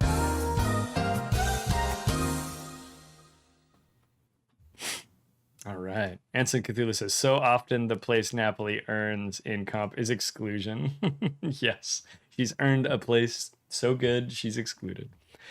It's the same as St. Vincent, right? Like, yeah, St. Vincent gets banned so often. It's by restricted VG, so. and banned and everything, which is all good. Or which is part of the game anyway. All right. I've got the next one, Cheshire. All right. So wow. We're going to go into the wargaming warship design room. Hey, everybody. Everybody seems to like that Goliath. I know what we'll do. Let's take away a third of the guns, and we'll put it on this Albemarle hull or whatever, and we'll put it at tier 8, and we'll sell it as a premium. That'll go over great. Except for it doesn't, because this boat is bad. Is it bad or am I bad? Want this. No, I so want this ship to be good, but it just. I want it to be good too. You just can't. I feel like it. I don't know what it. Oh, and they take away the range. You have range with Goliath if you want it, right? You can build into more range if you want. But I feel like Cheshire's range. I'd have to compare again to be 100% sure. This boat is so hard to do well in, and I wanted it to be good because it's got an amazing armament. Sorry, go ahead. Goliath has high DPM, especially over time, and it's kitey. The heal is insane. So you're like tanking while kiting, while dealing damage, and then you have torpedoes that are kind of useful, and then exactly what you said. If you expect anything similar to Goliath, you drop down to Cheshire, it's like, oh boy, it just doesn't work. Yeah, I'm actually looking up. I want to take a look at a couple of stats here. So the main battery on Goliath is 16.8 kilometers. Actually, it's 16.1 on Cheshire. So that's higher than I thought. I thought it was mid-15s. So that's better than I thought it was. On Goliath, you've got 12 guns. On Cheshire, you've got 6. I thought it only had 9 guns on Goliath. So the gun situation is even worse than I thought. Wow. Yeah. So, and then for torpedoes... 8-kilometer torpedoes on Cheshire and 10-kilometer torpedoes on Goliath that do an extra 1,000 damage. I really wanted Cheshire to be something that was fun and that was a cool version of Goliath at tier 8, but it doesn't feel like Goliath, and it feels like it's vulnerable all the time. Whereas with Goliath, maybe you're able to survive a little bit better. Doesn't help that you have tier 8 Tech 3, which is the Minotaur line, which is one of the strongest tier 8 cruisers in the game. Edinburgh, yeah. And then there's so many tier 8 British cruisers to pick from. There's a lot. And I just feel like, why would I ever play this? Yeah. And every once in a while, I try it. Yeah. Every once in a while, I'm like, I don't know, Cheshire. And I take it out there and I go, that's right. Let me just put you back in the garage, put the tarp over it. I don't need this to come out ever again. Because, like, oh my gosh, dude. Like, I don't know. This is one of those ships. You get it from a container, you're bummed. You're like, oh man. People are interested in it, though, because it's, like, unavailable, right? And so it's hard to get. It's rare. You can't just buy it. So you're hoping for it out of a standard crate or whatever if you're going to hope for it at all. I think if they made it have 9 guns instead of 6, Cheshire would feel more like Goliath. I mean, I just think Albemarle is better than this, which is funny. How dare you? Albemarle is. I don't. Albemarle is bad if you play No. against tier 9, tier 10, I will tier 9 even. I will Uno reverse if your you're Albemarle suggestion. I'm not saying go it's ahead, good, but go that's exactly what I'm saying. Like I'm saying, Albemarle is not good, but it's still. I think it's still better than Cheshire. I don't know. And it's free, you know. Yeah. I just like. I think it's just one of those ships that they added to. I think this came out with that texture, with Goliath texture line or something. Yeah, I think it was did, like yeah. just their premium of that line, and they just added something, you know, to have it because they usually had it back then. Are you saying that's that just it. this is a filler Bland. ship? Are you saying? Yeah. that- No. Yeah, I think it's just bland ship. If you have it, cool. If you don't have it, cool. Yeah, I think. Don't so worry too. about it. I don't know. Yeah, this boat is trash in my estimation. Cheg, I see it. I'm getting a vibe from I'm you trashing it. that you're trashing. I it like too. British cruisers, man. I like I both texture do. lines, I do. and this is just not working for me. I don't This know. just ain't one of them, you know. And it's funny because, like you said, there's a lot of tier 8 British premiums, and they're all at least maybe not all of them, but like I would play any of them before I'd play this boat. Anyway, all right, trash it is. This boat is trash. Hey, Camel. Okay, Cheshire, but you, sir, have Toulon, the French, et the cruiser at tier 7.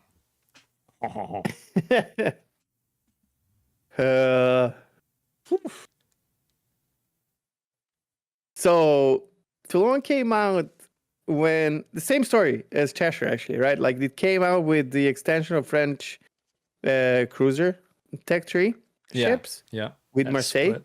Marseille, I think people were not like quite sure how it's going to end up being, and that tech tree line turned out to be very good, very very useful, super fast, powerful guns, and easy to make a mistake with because you feel like you're in a battleship almost because these are battle cruisers. But then you get smashed through the nose because that's not how you're supposed to play it. But extremely fun to play because you're super fast, like Bourgogne, for example, and you get into places. So it rewards player who knows positioning, right? Because you can get into places where you are very powerful before the enemy expects you to be there. Yeah. So element of surprise, and then you have these very strong AP guns that can ruin someone's game very, very quickly. Well, Toulon had the speed, but doesn't have the guns.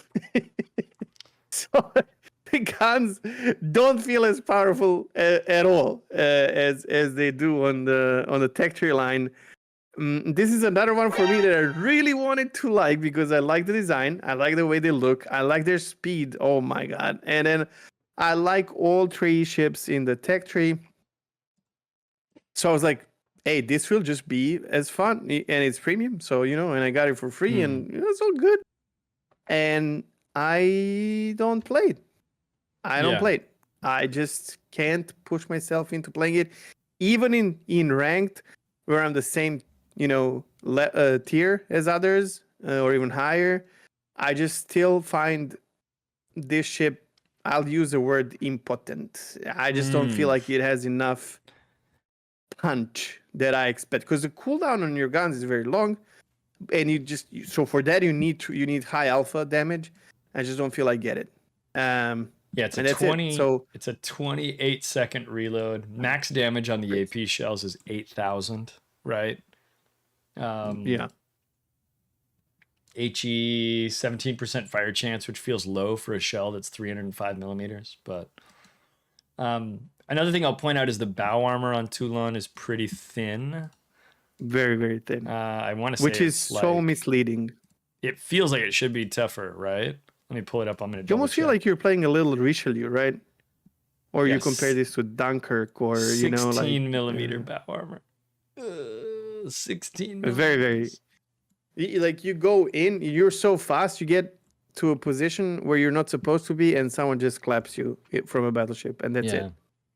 I want to thank Chief Benjamin for bringing in the raid. Welcome, Chief, and Raiders. Welcome, guys. We're glad to have you here. Thanks for joining us. We're doing a little show called Smash Your Trash with Cheg. So hopefully you'll stick around and enjoy the show. Chief, I hope your games were great. And I don't think you got a shout out because I don't know if I have any mods right now.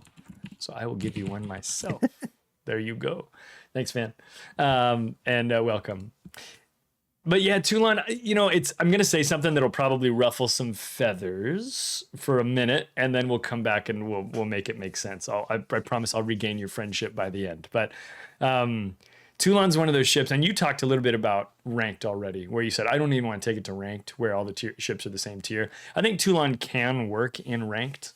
I think she can, and I think that's actually the best place to play her, in the same way that like Napoli, a ship that's really well loved, is kind of mediocre in a random battle, right? I think everyone would say, oh, I love my Napoli, right? And then you go, well, yeah, but what if there's like 2 carriers and lots of radars, and so your stealth isn't any good anymore, and you're getting spammed to death by people or whatever. Those kinds of things make Napoli not fun to play, but it doesn't mean that Napoli's not a good ship. Toulon, I think in a tier 7 ranked battle is good, but like not necessarily better than everything else. And it just feels like, because there aren't tier 7 clan battles, there's not another opportunity to make Toulon interesting. Whereas that does work for Napoli. It doesn't quite translate to Toulon in the same way. And boy, that 16 millimeter bow is just too thin. Give me 20 or something. Give me 21 millimeters. Give me something. She does have a turtle back, and so you can bounce shells off her sides, things like that. But the bow is just so pennable by ships you will face. 16 millimeter bow when you're going to face Georgia in randoms? Come on, dude. That's not okay, right? It's not going to work. There's more, though. What There's else you more. got? She's a big ass cruiser. Like, she's a big ship. Yeah. So very easy to hit. And then she has the fires are battleship length. So Oh yeah, boy. yeah. She's a large cruiser. It's rough, man. She's got the 60-second fires, and yeah. I will say that, like you, I don't find myself reaching for this. This is a phrase Skada and I use a lot. I don't find myself reaching for Toulon in my toolbox to go, oh, let's go play Beautiful this boat. ship, though. It looks great. I love this camo. I want to like her. I think we have to throw her in the trash. I think I want to agree with you. So unfortunately for Toulon, we're going to put her in the trash. What would it take? Let me ask you this. What would it take? What 3 changes would you make to make Toulon a ship you would play? Better AP with like more punch, kind of. Third-year bow. That's it. I don't even need the third. That's fine. I Those think two it'll be would do it. perfectly fine. I think you're probably right. Those 2 would do it. If I was looking for a third one, I might say, give me the 45-second fires off of Grafspay, please, which are the in-between. They're not 30s, they're not 60s, they're 45.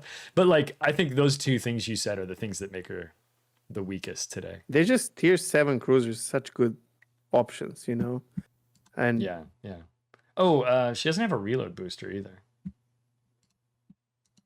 But no, I think that's optional. I don't think it needs it necessarily, but I'd take it if they wanted to give me one. Anyway, this boat is trash. This boat is trash. so sad. I know, because when it came out, I wanted to like it. I really did. I wanted to like it a lot because I was like, yeah, give me a crazy tier 7, Marseille, let's go. But here we are. GMAX says reload. Anson says fast reload, super heal, torpedoes. Anson's just going for a crazy boat. I don't even know what you're trying to build. That's a good boat. That sounds crazy. The thing is, with reload, I want to keep the idea of Marseille line where you have low reload, but like big punch, right? Big alpha. Keep it in that because that's design. I want to keep it there. You can't have both things, right? But reload booster you could have, right? So there you go. Yeah, there'd be something. I think we could make Toulon with minor changes. You could make Toulon a good ship that people would really desire. Yeah. Okay. Did I start talking about Toulon or did you? Was that mine? I did. You did. That means I get to talk about Massachussetts. Now this is a fan favorite. I don't think that I could even begin to draft a speech that would convince anyone that this is a bad boat. Let's talk about Massachussetts. Massachussetts is probably the most popular tier or most well-loved tier 8 American battleship in the game. I think I put enough qualifiers on there. I think that's a true statement. I mean, 100%. Right? It has to be, right? Or most hated, right? Because you can't get it, right? Yeah. So if you don't have it, you hate it. Amma and Camo say smash, and then Wick says unavailable. It's trash. The good news about Massachusetts, and I know we're talking about Massachusetts, not Massachusetts B, is that it does tend to be available, and hopefully it will be again in the B variant at a discounted price each year. We don't know for sure if that's going to be available, but it's the same ship. It's just got a different black camo on it.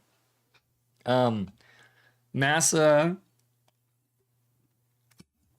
as people like to call it, is really, really good. Sorry to take a drink there. I'm just trying to keep myself from coughing here. Massachusetts is really strong. She's got 40-second cooldown on her heals, which is amazing.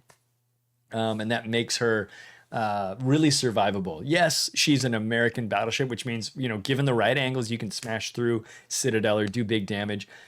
And of course, she's also a secondary battleship, which everybody loves, a good secondary battleship, which is a lot of fun. But she's got this ability to heal, which is partly what makes those secondaries work. They are good secondaries. They have good range. They have good hitting DPM. But you're also sustainable in the positions that you need to be in for those secondaries to do work, because you can heal every 40 seconds. So just when they think they're bringing you down, you heal, and then they bring you down again, but then you can heal again super fast. And that just like makes people like, are serious guys? Why are we killing this Massachusetts? I thought you guys were shooting him. Like, it causes these moments in game, which is so exciting. The main battery is actually pretty decent. It's not the most accurate ship, but it's not that much worse than other Tier 8 US battleships. And she's just good. She's just well balanced. She's fun to play. She's at a tier where it's fun to play in randoms. She works in randoms. She can be taken into ranked battles as well. It's really hard to find negative things to say about this boat. Legitimately, I can't think of anything that I think is bad enough that it's worth comment. Like all boats, it has weaknesses, right? Like I said, you can Citadel it pretty easily from the side. Fine. That's not unsurprising for any battleship, but I've got to smash Massachusetts, Cheg, and I'm curious though what your thoughts are. We did have somebody in chat bring up the availability of the ship.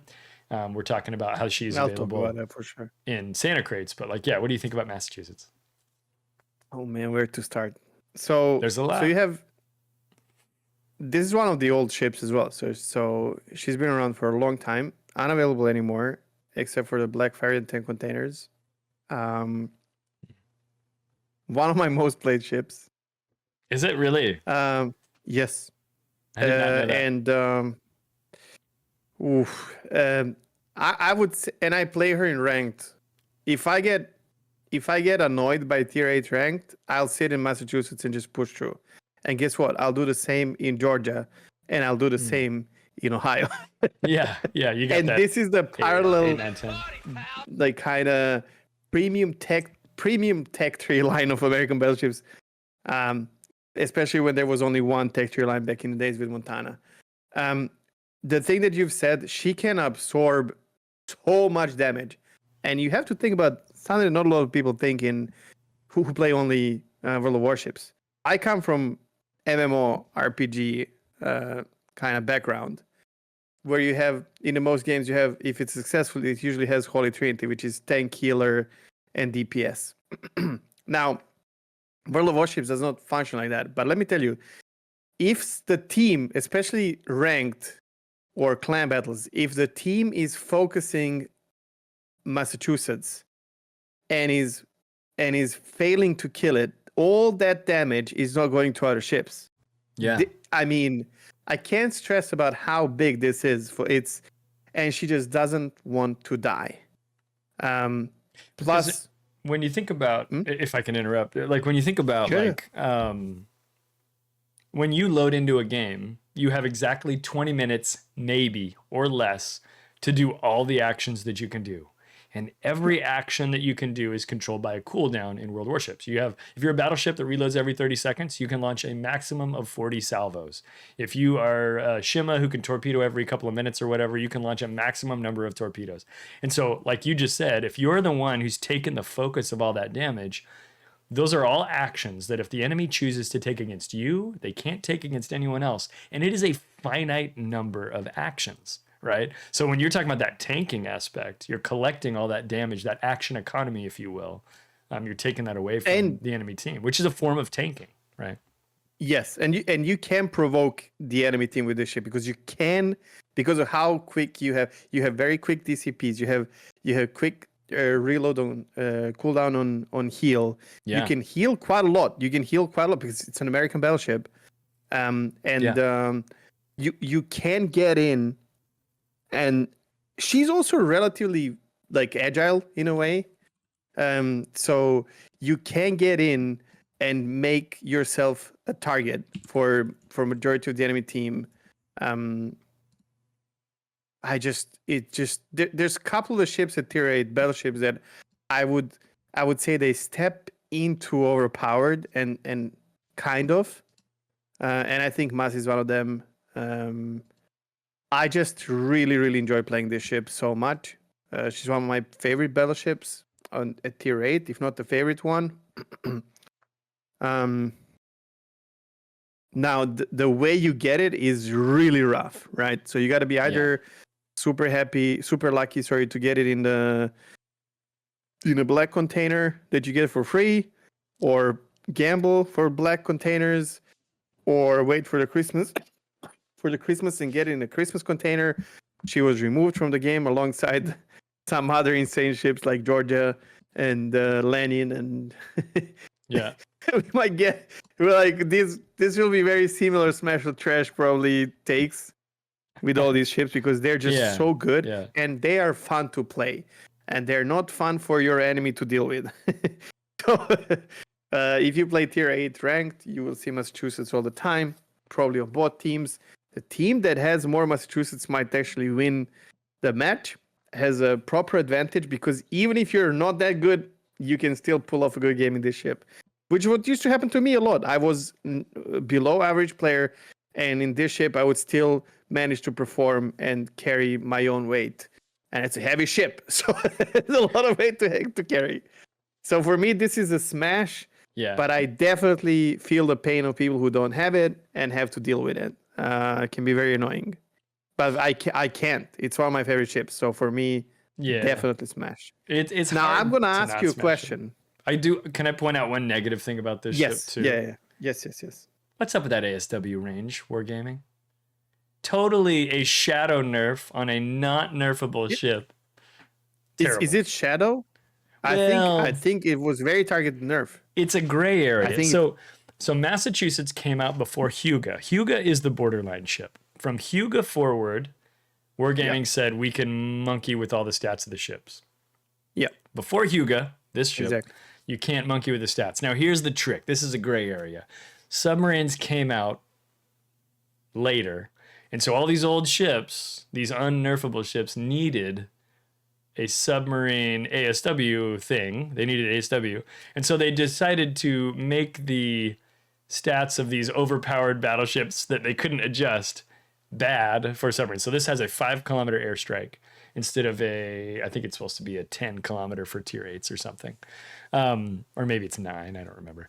But it's a lot shorter. And what it means is we didn't nerf Massachusetts. We just added a stat to it that's not very good. And so Do you disagree with that? I do, because if subs had been around back in the day, this ship would have gotten normal ASW, because everybody got normal ASW. It was like this ship and Julius Cesare and was it Jean Bart or something? A couple of them. It was a very short list. But these are very strong ships. Like, these are extremely powerful ships that were removed from the game because they were overpowered at the time. And I recognize the motivation to not empower them. I think that's okay. Yeah.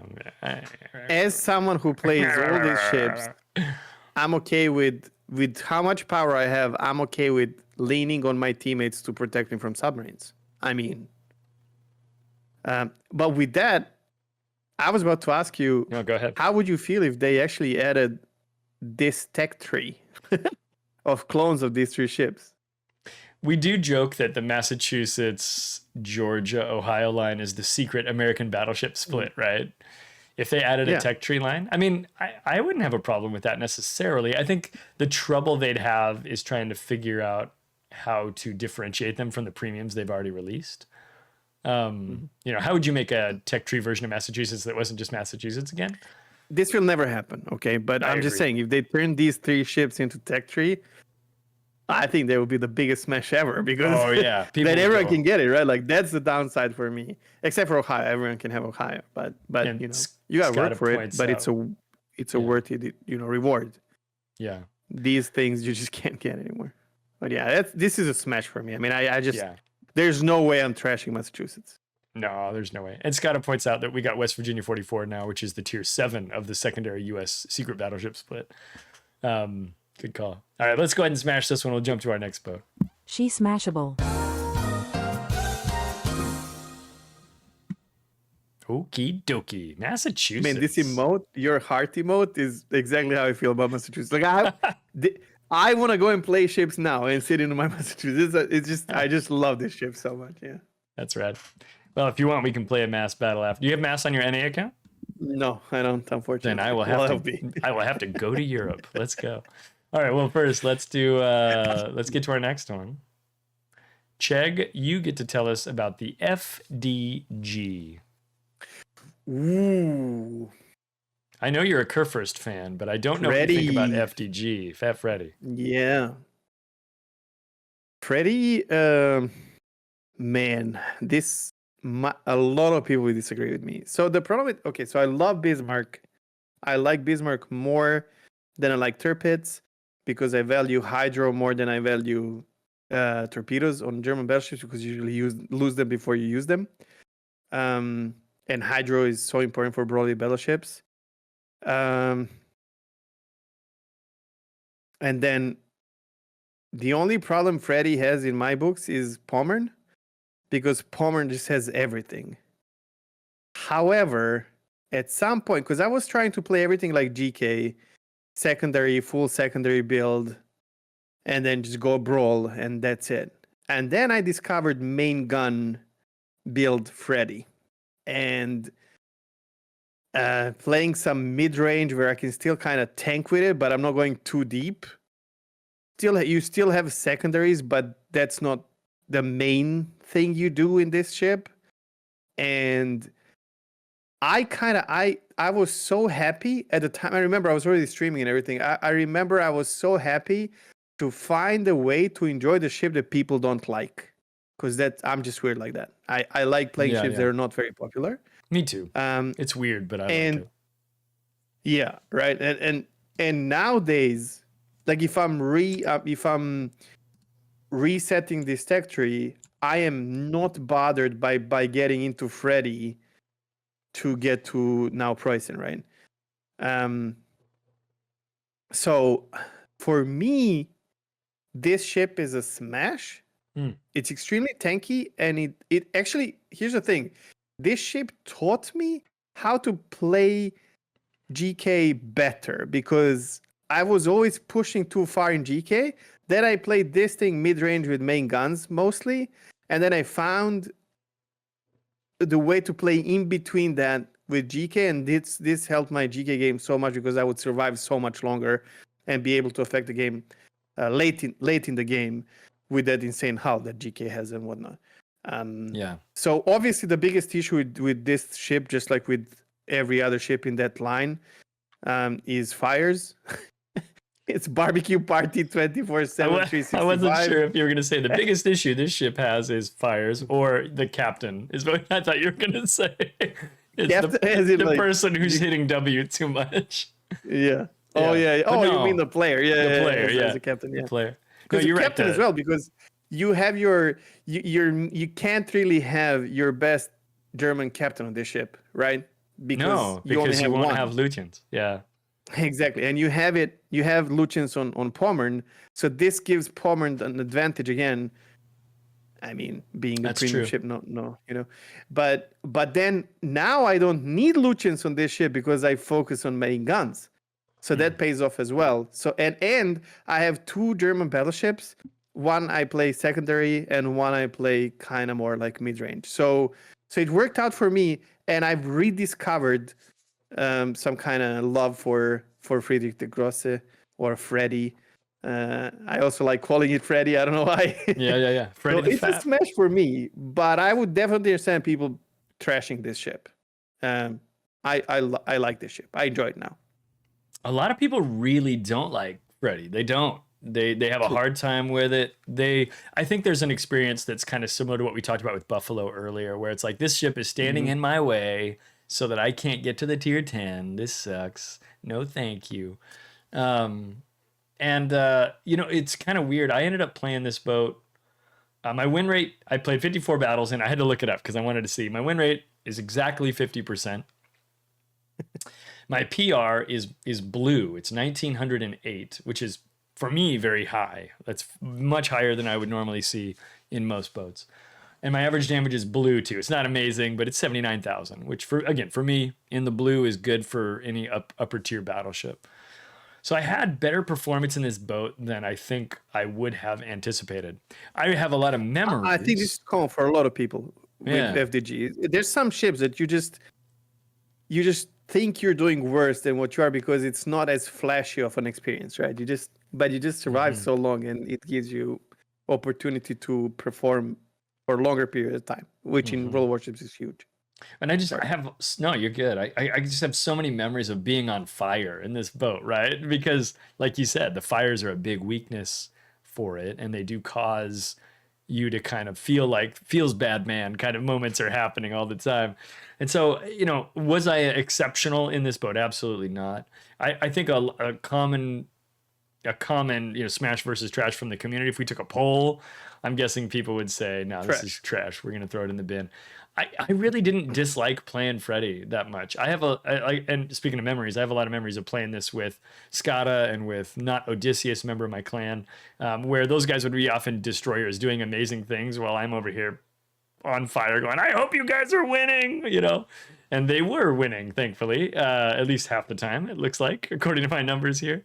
But all that HE would go, to these destroyers if you're not around to soak it. So yeah, and for all of you guys who've played the game for a long time, you may remember when this line came out, the main battery was really inaccurate, and that's not true anymore, right?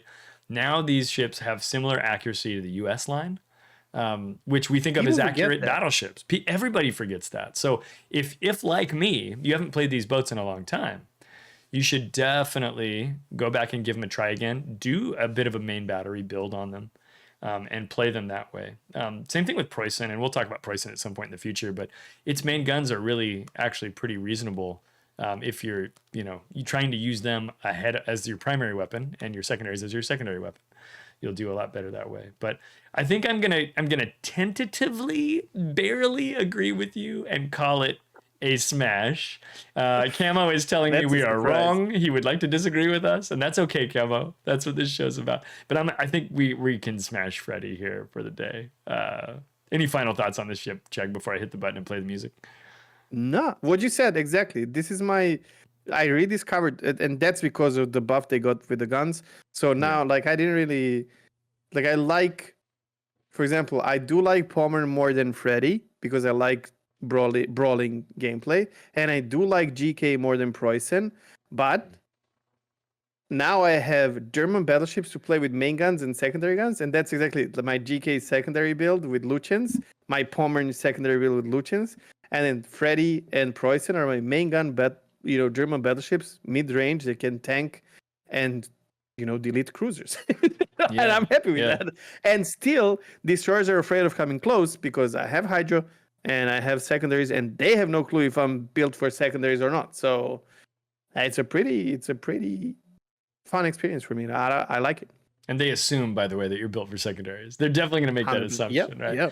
Yeah. And to comments like Camo's, who's like, I disagree with you a bit, Clyde. I'm sorry. Again, first of all, perfectly fine, Camo. And then secondly, I talked about having memories of feeling like I was on fire and losing all the time.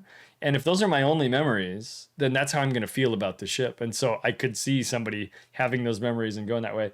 I'm trying to punch through that and have a thought about the ship that's separate from that. But I totally get that somebody might be like, even though I was winning, I don't care. I hated it. I hated winning in that ship, and that's totally fine. If that's your experience, then for you, it can be a trash. But for Cheg and I, we're going to at least tentatively say that this ship is a smash. She smashable.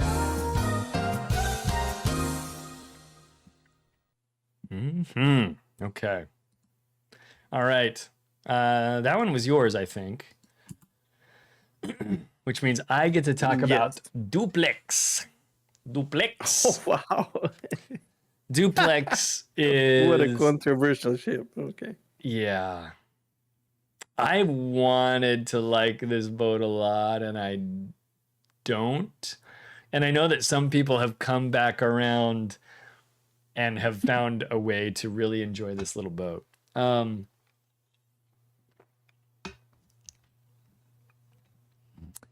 During testing, this boat received a number of nerfs, primarily to her maneuverability and her main battery range. And I liked her when she was maneuverable and had main battery range, but they made her slow and they made you get closer to hit. Now, the guns and the shells on this boat are good. They hit, they punch, they slap. I love them. But I think the range is in the 15s now. And it was like maybe 16 or a little higher when it was in development. And I was hoping they would have left it there. Because now I feel like I have to get so close, and it was really hard to like this boat over Ellie when she came out, because it was kind of the two. Remember, Wargaming did that competition. They're like, which one should we release? I remember very Should we well. release Ellie? Should we release Dupleix? And I was a big Ellie stan because Ellie had 16.4, 16.2 kilometer range, something like that, right? It's a light cruiser. This is a heavy cruiser. And so I wound up being on Team Ellie, but Dupleix had a lot of potential, and then through the testing, they wound up making it more. You had to take more risk with it. For me, I find this boat to be less enjoyable to play than existing French premiums we already have. So Or tech trees. or tech trees, yeah. Like and again, it certainly struggled against Ellie, but like De Grasse, for example, is a ship. It's a light cruiser instead of a heavy that I would rather play. De Grasse is more maneuverable. It's got more range, It's got a cool camo. All things that Dupleix doesn't have. So, gosh, dude, I don't know. For me, I do know, actually. I have to say that Dupleix for me is a trash boat. And if it were gone from my account, I wouldn't miss it. With some small changes, just like we talked about with, what the heck is that other French boat called that we just talked about 2 or 3 boats ago? But with some small tweaks. Toulon? Yeah, Toulon. With some small tweaks, we could make Dupleix a good boat too, but it's just not, in my view. Cheg, how do you feel about Dupleix? Fuck this ship. Just getting right to it, huh? Dude, I hated it so much. And it doesn't no. even matter, like, if it's... Man. I think we were lied by Wargaming when this came out. Whoa! Okay. Accusations! Tinfoil earmuffs on, because I'm putting my tin foil hat on. Okay. So this happened after I left Wargaming. Just to clarify, I have no clue what actually happened in there. But so we had to choose which ship we get for free, right? Something like that. Either Ellie or Dupleix. Oh, I think I know where you're going. Yeah. And everyone I know, and their mother and their grandma and everyone was like, yeah, Ellie's just better. Like, I wanted Ellie. Yeah. And somehow this, I'm not even going to call it any names. This won. Boat. There's no way this won. And then there was someone who said in my stream, I remember, they were like, what if Ellie won? And they were like, so we can sell Ellie. So let's give Dupleix for free. And I was like, you know what, man? Maybe. I just don't see another solution. Potentially, World of Warship has... Okay, let's put it this way.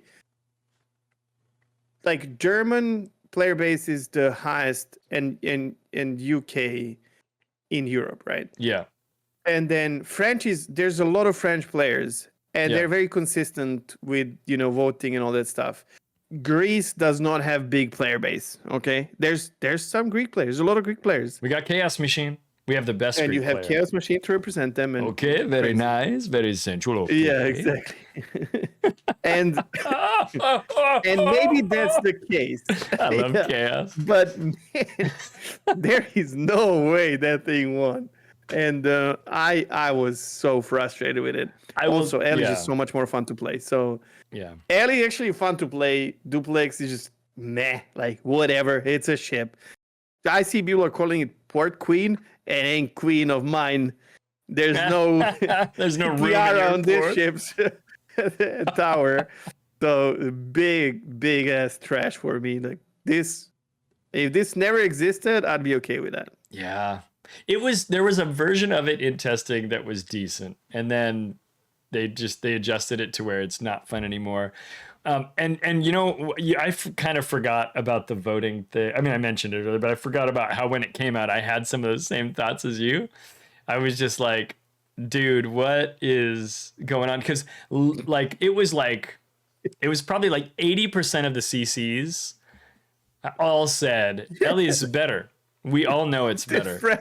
French CCs voted for Dupleix. Yeah, but like everybody really was just like, no, dude, this boat's better. And that maybe the only thing I can think of is the community might have voted for Dupleix because like you said, there's more players that are from France or whatever, or maybe more people are like, oh, I've got more French captains, or you know, I don't know what, but like Dupleix is not a better ship than Ellie, and Ellie definitely should have won that vote. I was so cheesed.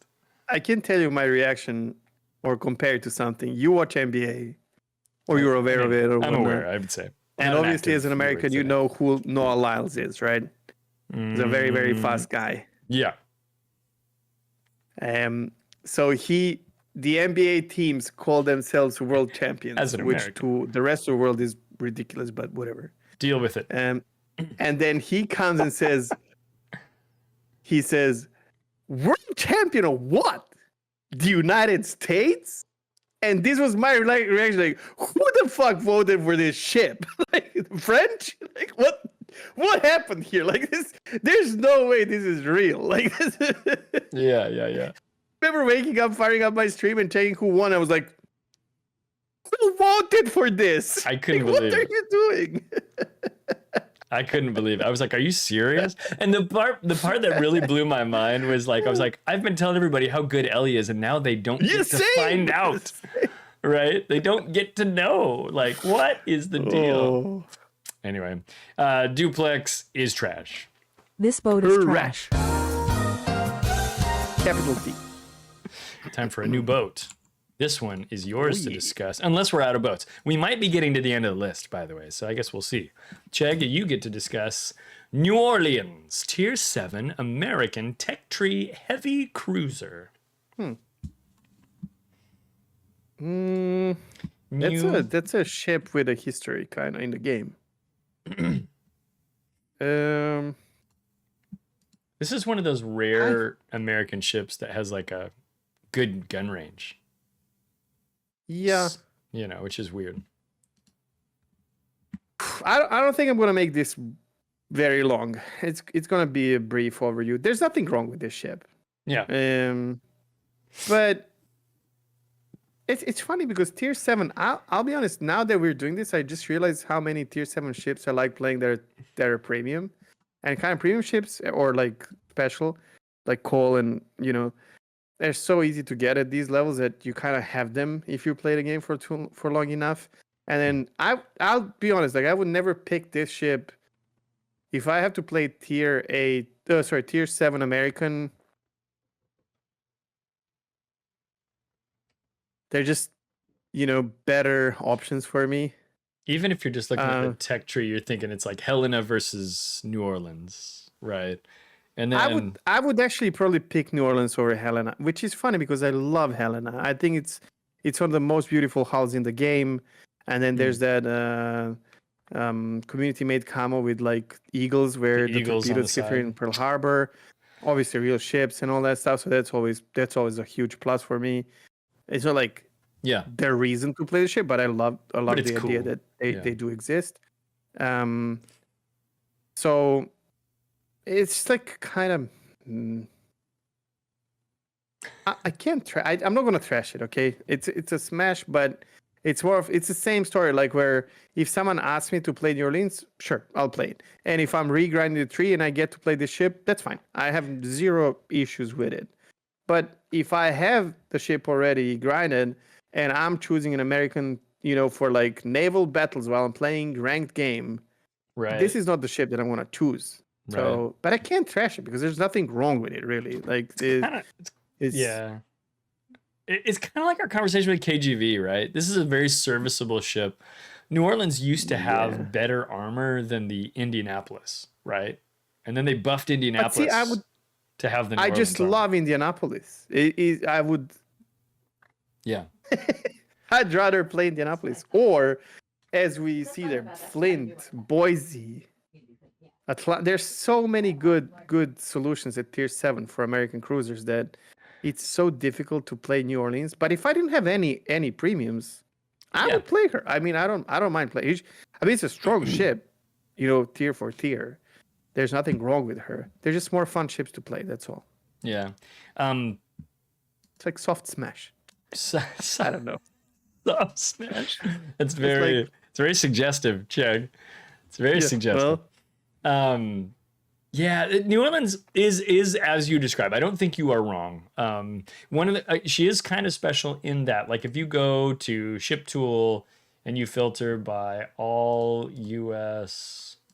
cruisers and you sort by gun range, New Orleans is 8th out of 40 cruisers for gun range, which is special. She's got longer range than Baltimore. She's got longer range than Buffalo. She's got longer range than Seattle. Oh, I didn't Vallejo even know that. Cleveland and all of this stuff. So, like, that is one thing that I would say is a positive for this boat. And in a weird way, it kind of set me up for being...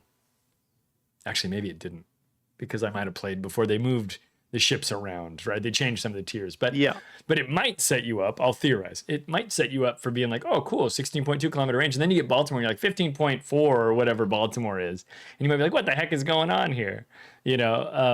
Because you can learn to do some pretty good stuff with New Orleans with its range. But beyond that, you're not wrong that the ship is basically an American cruiser. That's about what she is.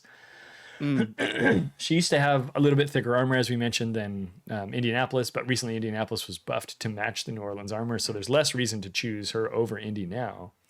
And even before, you would have picked Indy for the radar. So I would, and I would, even if Indy was Indy is just more fun to play because of all the stuff that she brings with her. But also, these are both real life ships. I mean, real ships, whatever.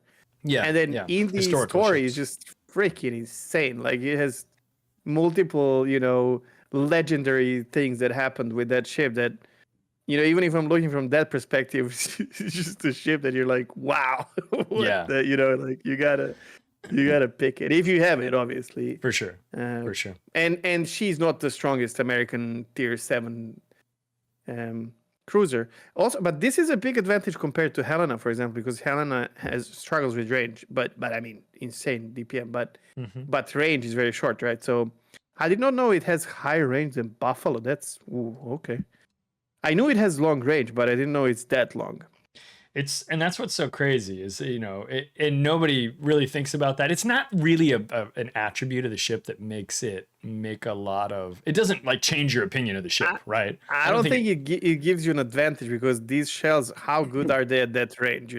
That's the thing that people forget. Like, you always want more range, but if your shells start missing past like 15 kilometers, then what's the point of this range, right? Like, well, it's like and I think lottery, that's part of the conversation to be had there for sure. Like, if you want to be successful, you still come a bit closer. So, yeah, but it does let you farm a battleship that might escape your 15.4, 15.8 range or whatever, that kind of a thing.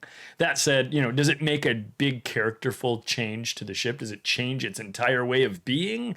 No, but it is kind of an interesting tidbit that now you guys know if you didn't know before, and you can kind of think about. Like you though, I think it's a smash, soft smash to use your sensual term. But we'll leave it at that and go to our next boat. She's smashable. if we had some. One moment, Mrs. Clyde is trying to ask me a question and doesn't know that we're recording this. That's all right.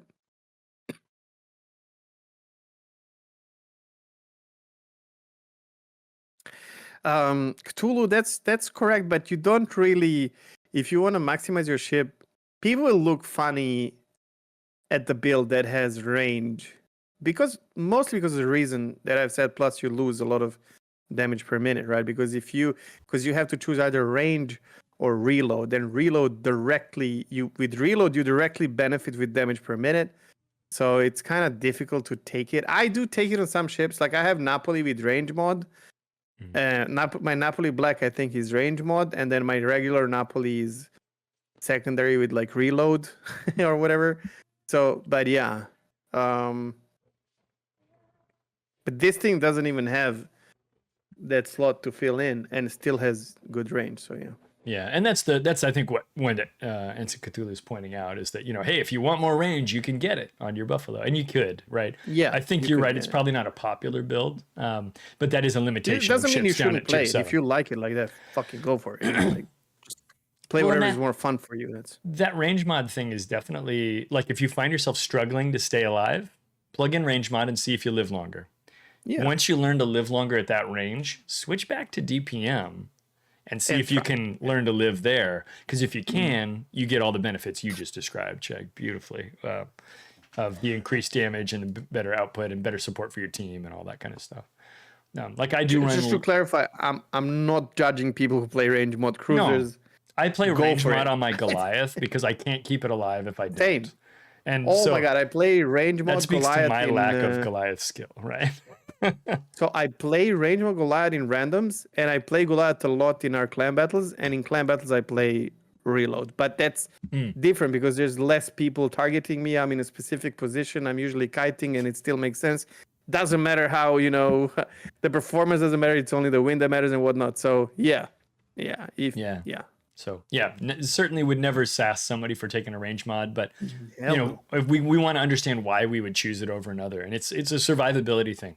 Usually, it's to help you stay alive, and then once you can master that, and maybe you never will, maybe you're going to always be happy with range. You can always come back. And Cthulhu, this isn't the conversation you were trying to start, but it's the one we get to have. We're just talking about stuff at this point, right? But definitely interesting. Anyway, okay, I think we've probably got like 2 or 3 more boats to go. So my wife, what she wanted to ask me about was getting some lunch, and so we're gonna proceed here. Yamato, is yours to talk about or mine? I think it's yours. Oh my! Yeah, Yamato. That's with Kobayashi camo? This has the Kobayashi camo on it, which can be discussed, but is not a requirement for discussion. Well, first of all, what a legendary ship, right? A real ship, pride of Japanese Navy. It's a sniping. Just a brief overview. It's a snipey, like insanely good guns. Tier 10 tech tree battleship, one of the first ships in the game. Very reliable once you learn how to play her. Not like she's not brawly. You don't want to come close, which kind of counterintuitive to playing a battleship. But you know, it works. You gotta be careful with your AA, which is really not bad, but it dies so easy. Like you just lose your AA so quickly, and then the good carrier will be there all the time and just farm you for damage, right? So that's kind of tricky. I personally, I mean, it's difficult to trash a ship like Yamato because of how iconic it is, and it still holds its ground. I am not a fan of snipey battleships, so this has extreme range. If you set it up in a dumb way, you can have the entire map I don't know. range, kind of. Yeah. But yeah, legendary mod makes it so precise as well. Like you can just pinpoint, you know, from such a distance and hit things that you want to hit. So I would say she's a good ship. I am not playing her very often. The problem that this ship has is there's almost a similar version of it on tier 9 that is premium. Are you gonna trash Yamato, Cheg? I don't know. Okay. Wait, I'm thinking. And then there's couple more variants of Japanese battleships as a steel version and super ships and whatnot that are very, very powerful. Oh yeah, So she kind Shikishima. of she kind of degraded with time in comparison to the rest of the ships in the game. And I'm not enjoying playing it. God damn. But how can one trash Yamato? You know what? For the sake of the show, I'm trashing it. What? I'm trashing it. I want to trash Yamato. All right. Cheg comes out hard with the Yamato trash vote. Yamato is one of the reasons I decided to play World of Warships, right? I didn't know anything about most of the ships in this game. Think of all the historical ships that you know of, right? I was a person who maybe knew about Bismarck Yamato, like that's the 5 or 10 ships in the whole world, right? Maybe that I knew about, right? Midway, things like that. Iowa, okay. Yamato is one of those ships that we all know about, and when I think first worldwide, because you're an American, so obviously for sure you knew Iowa, you knew some of the American battleships, but worldwide, I think Bismarck and Yamato are the two most recognized names when it comes to ship. They're hugely famous ships. They were incredibly important in their particular theaters, Yeah. Rings a bell, right? Yeah. And Tirpitz is pretty famous as well. But and so when I started playing the game, I was like, well, I got to play this game about boats. They've got a Yamato in there. I better get one, or Yamato, or however you want to pronounce it, right? I was like, I got to go get that boat. And I started playing, and it turned out for me that I didn't actually care about Yamato. I didn't care about battleships. I was just going to play destroyers because that was way more fun for me. And it wasn't until recently, and some of you guys have probably heard this story before, but it wasn't until recently, maybe within the last year and a half, or maybe something like that, I actually unlocked Yamato on stream.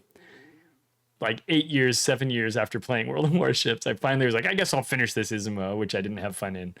And when I finally did, I got Yamato and I took it out, and it was a pretty good experience. The guns are amazing. I remember I had a friend who unlocked it. His first tier 10 was Yamato. My first tier 10 was Zhao.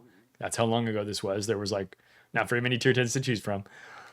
And we would sail around together, and he was like, you know what's cool about this ship is it doesn't really matter what angle my targets are at. I can hit and pen them from any angle. I don't have to wait for broadsides. And with the big guns on this, you can get pens and sometimes even citadels at odd angles. Less so maybe today than back then in 2016 when this happened, right? But well, wait, less so, but also not as a unique trait as it used to be, right? No, it's not as special. Yeah, that's also that's 100% true. So Yamato's.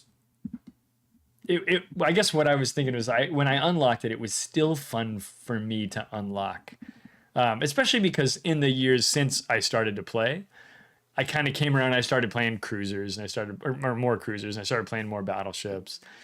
Still got to go log some hours in carriers. I haven't really, bit onto those just yet, right? And so, by the time I got Yamato, I was kind of more ready for it than I would have been if I'd unlocked it early. I think I have to veto your trash just because, come on, man, it's Yamato. What are you doing, right? I've got to veto it. But I do think that this boat is, it's not what it was when it was new. It's still a legend. It's still historical. It's still pretty cool. And I think the guns still work in most contexts. Yes, it has weaknesses. You talked about the AA. Not only are they vulnerable to being scraped off with high explosive fire, but the AA is kind of mid to begin with, right? This is not a good AA platform per se. And then you start losing AA mounts and it gets even worse. And of course, everybody knows about the Yamato cheek.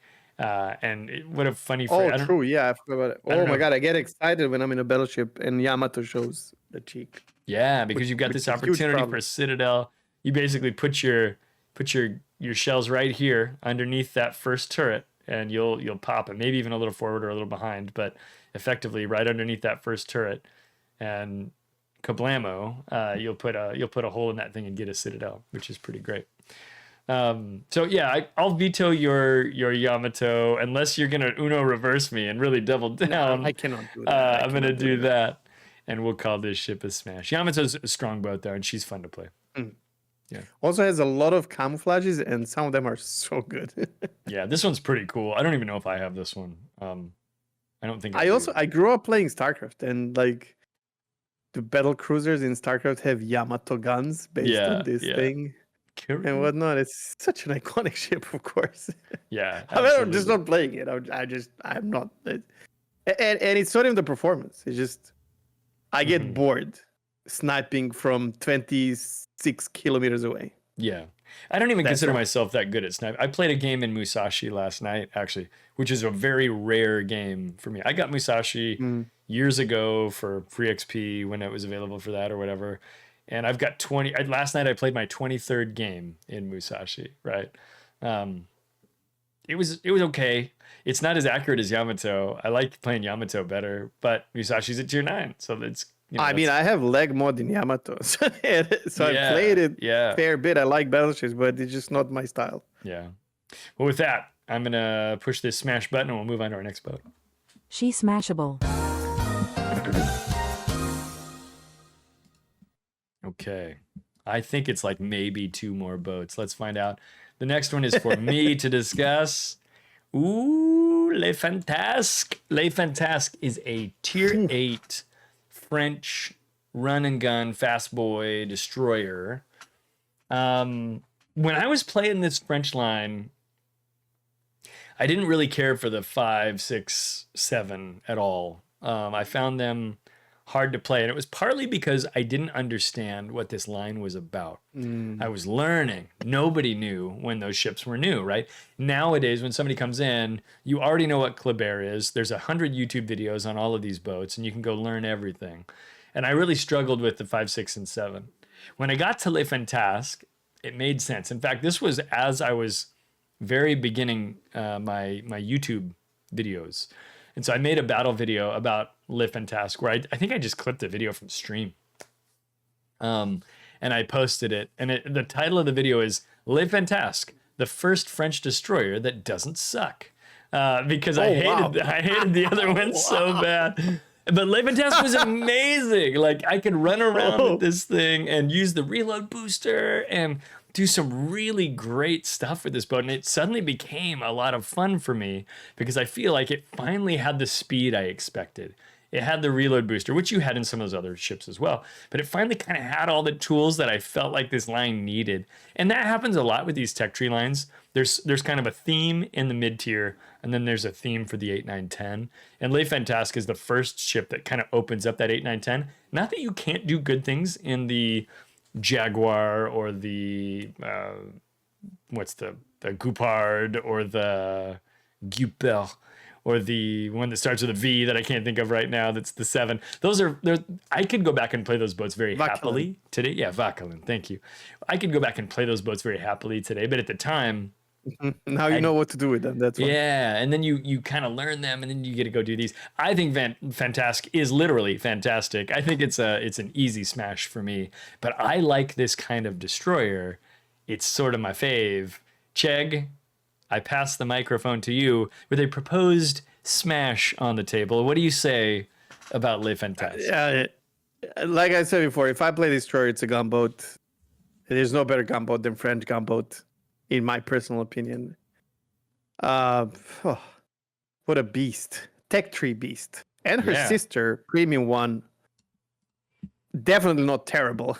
They're both so good. They're both so good. You get the speed, you get those amazing guns, pretty good angles. Torpedoes are not bad at all. You don't get healed. That's her downside, but you get that French sturdiness.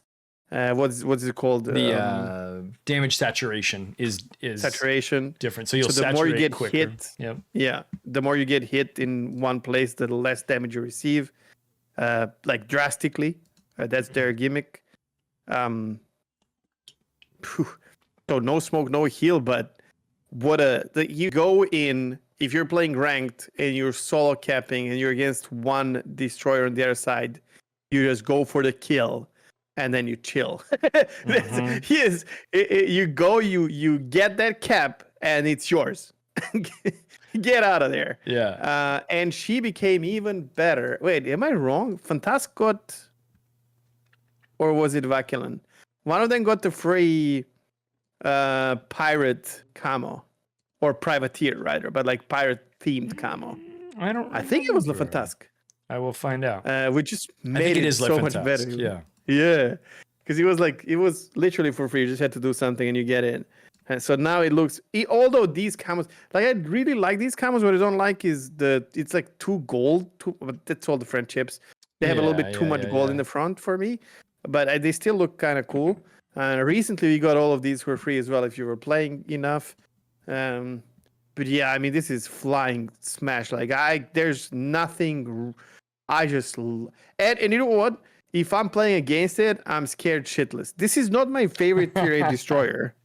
That would be Kozak. But if I'm against Fantasque, I am scared. Like, I'm going to fight, but I know there's a high chance I'm going to lose that fight. I need a lot of support from my team to survive it, or maybe try and be sneaky and not exchange fire with the guns. So being scared of this thing is part of why you get, like, I just respect this ship so much. And in good hands, oh my god, this thing is a beast. So definitely smash. Trying to show the pirate camo, but I'm not doing a good job of. That camo was first on only. Here we go. I've got it. It's not Hampshire. One of the. There we go. Here she is. This is Le Fantasque with the old school camo. Yeah. Look at that thing. I forgot that it got this. This is cool. You mentioned Le Terrible as well, Le Terrible. Le Terrible is, as you say, the premium version of it. It has higher DPM. I feel like it pays for it in some fashion. I don't remember what it loses, but it has a little bit higher DPM. Great premium ship. If you happen to have a Le Terrible, you haven't tried it yet, and you like this kind of boat, it's definitely worth. Yeah, it's definitely worth taking a look at and seeing if you like that kind of play. It may or may not be the sort of thing that you are real wild about, but it probably would be cool.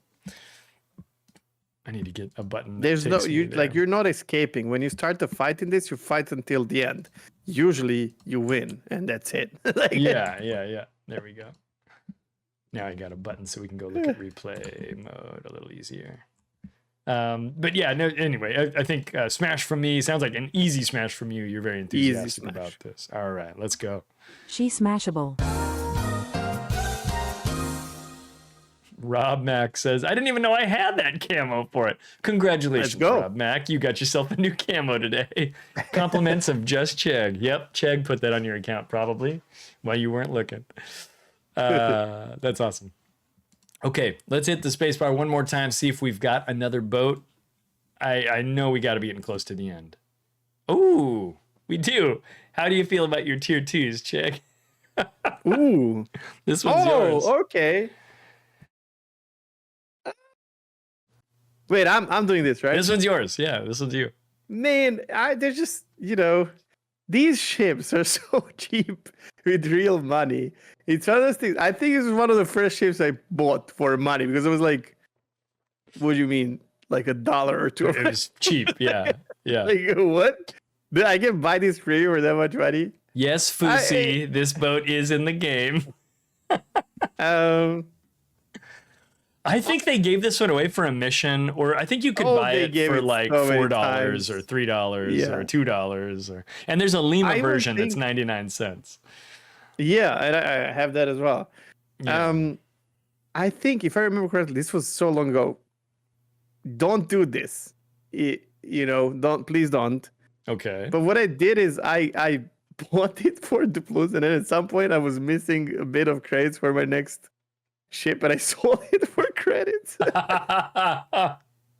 Oh, that's terrible. As a matter of fact, if you have like the balloons or whatever, you should buy these ships so you don't get them accidentally in containers and whatnot because they're so cheap. And instead, you can get the tier 8 or or something like that. As long as they're kind of actually sad they're not making these low tiers anymore, man. This ship, low tier premiums were so crucial for the game when it just came out. Yes. Because it helps you build some credits, and credit game was so much more difficult back then, believe it or not. And so they had their purpose. Yeah. Plus, usually they're historical ships, like the the ones that actually exist. There is nothing more fun, and I know a lot of people don't play this game for fun, but there's nothing more fun than getting into tier 2, tier 3, and just sending some torpedoes and killing some random bot or person, whatever.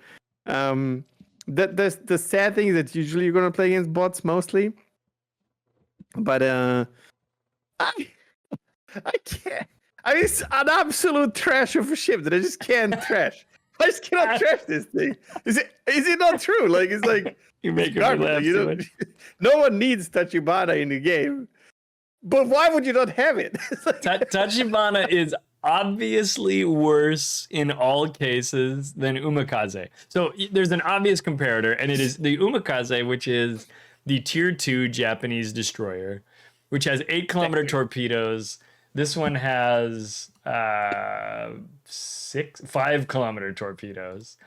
This is the ship of all ships in the game from tier 2 up. This ship has the least amount of health. It's so useless. It has some amazing AP attributes that Grant Y mentioned in chat, which is true.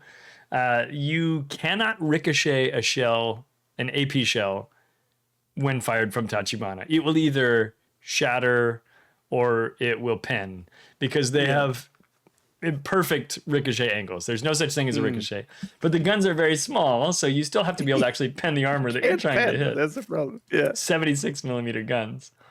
But it only has 7,000 hit points, right? Like, this is a very silly ship. It's one salvo from death at all times. It's a lot of fun to play this boat because it is so bad.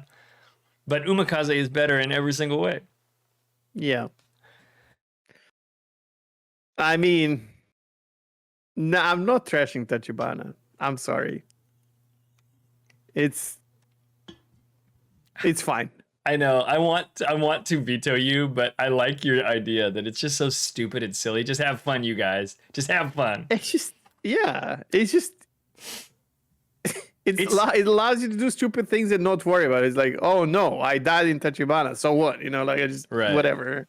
When I was starting my gameplay. stream, one of the things that Skada and I joked about was the idea that, like, one of the jokes we could do is I could give away a Tachibana every stream, like forever, because they're $1. So who cares? Except for I found out at the time that I don't think you can gift Tachibana Lima. I think you can only buy that one for your own account. And so I couldn't, like, really? I'd have to go back and look again to be sure, but I don't think I can flood the market with 99-cent Tachibanas. Like, that was going to be my plan. And I think real Tachibana costs like $5 or $6 now. Which, if you're new to the game and you're like, oh, I want to get a premium to play with, like, I guess you could, but I wouldn't pick this one. No, you should. Yeah, you should not buy this to play if you're a new player. No. You're not going to have good experience. Experienced player with like thousands of games. You put your Yamamoto in this for fun to confuse the new player with your red shells or whatever. Yeah. It just doesn't matter. Like, it's just like a YOLO thing to do. Is whatever. It's so silly. And the boat is so small. Like, it's tiny. It's 83 meters long in game. And so, like, if I go to, like, let me bring it down to tier 2s. Where is Umikaze? Umikaze is 98 meters long. So it's like 15% shorter, basically, approximately. This thing is tiny. It's so small and so hard to hit with all the terrible dispersion. Imagine shooting at this with Mikasa. Like, you're never going to hit it. Oh, you can kill Mikasa with this. Oh, easy. Easy. You charge in, you play YOLO immediately, you run circles around it, and you torpedo. Because cooldown on torpedo is very low as well. Yeah.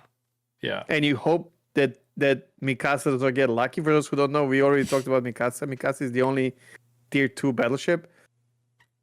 But yeah. That's a great question. Somebody asks, how long is Benham? I will find out. Not very long. It's pretty small, too. Benham is 104 meters long. So this is about 21 meters shorter. Yeah. Yeah, Benham's real small. And, of course, Benham's at tier 9, where that's pretty wild. TP Cooper as well. I'm sold. Off to the armory. Oh my gosh, DB Cooper, please don't blame us for this later. All right. I don't think that I have the heart to trash the Tachibana either, although it would be fun. I am a little disappointed we didn't use an Uno reverse this week, but I think we had some good conversations. This is, in fact, our last boat. Yeah. I did check. I don't want to use it like just to use it. No, it needs to be for real. I think there needs to be a situation, but yeah, we did use it last time, so yeah. We did. So that is going to be our last boat today for this. Hey, we just got a raid from the Fire Kitchen. Thanks, Fire Kitchen. We're glad to have you here, man. Thanks for bringing your folks on in. As we're wrapping up Smash or Trash, I do want to thank everybody for watching this on Twitch. We are going to put this up on YouTube as well. If you missed the first episode of Smash or Trash and you'd like to watch it, look for it. It's on YouTube as well. It's a similar thing. I think we did 20 boats that time. We did 18 boats this week. And I think we'll probably do this again. I want to put a little gap between each episode so that people have a chance to miss it, so we don't want to overdo it and do this a little too often, but we'll get together again and have another episode. You also, when we were talking about this, you also mentioned maybe you'll have some other people instead of me. I am happy to do this whenever we both can, because time zones and now both of us work and whatnot. Yeah, for sure. But I'd either watch it or be part of it or whatever. It's just so much fun and chill. Again, for those of you who did not make it at the beginning, I really think it's very important to stress that we are not rating or smashing or trashing these ships based on their performance, but rather how we feel about it. It's more of a casual take and just a very personal take. So you are more than welcome to disagree with every take we make. So yeah. I'm definitely going to talk about it in the comments, of course. Absolutely. Yeah. I'm definitely going to bring up like some of the specs and things that help explain how I feel, but this is very much for fun. This is not a tier list. Do not go, DB Cooper, well, I'm off to the armory, right? Like that is not the point of this show. You might have fun with it. But if that sounds like fun to you, then by all means, the armory awaits, right? Like it's definitely doable. But anyway, thanks everybody for watching. Cheg, I appreciate you being my guest on today's show. You wanted to be here. Thank you for inviting me. You're always welcome. We were talking about maybe going and playing a Massachusetts game before we shut down for the day. Maybe doing one more prize, one more giveaway over on Twitch. You up for that before we go? Well, I'm okay with it. I don't know if Miss Clyde would agree with that, but it's up to you. I think she'll be okay. Let's depart here. I like how you're like, hold on. Mrs. Clyde popped in earlier to ask about lunch. That's what Cheg's referring to. If you just joined us. Yes, exactly. So anyway, hey man, thanks so much. We're gonna play our outro music here, and then we'll get back to the old Twitch. Bye, everybody.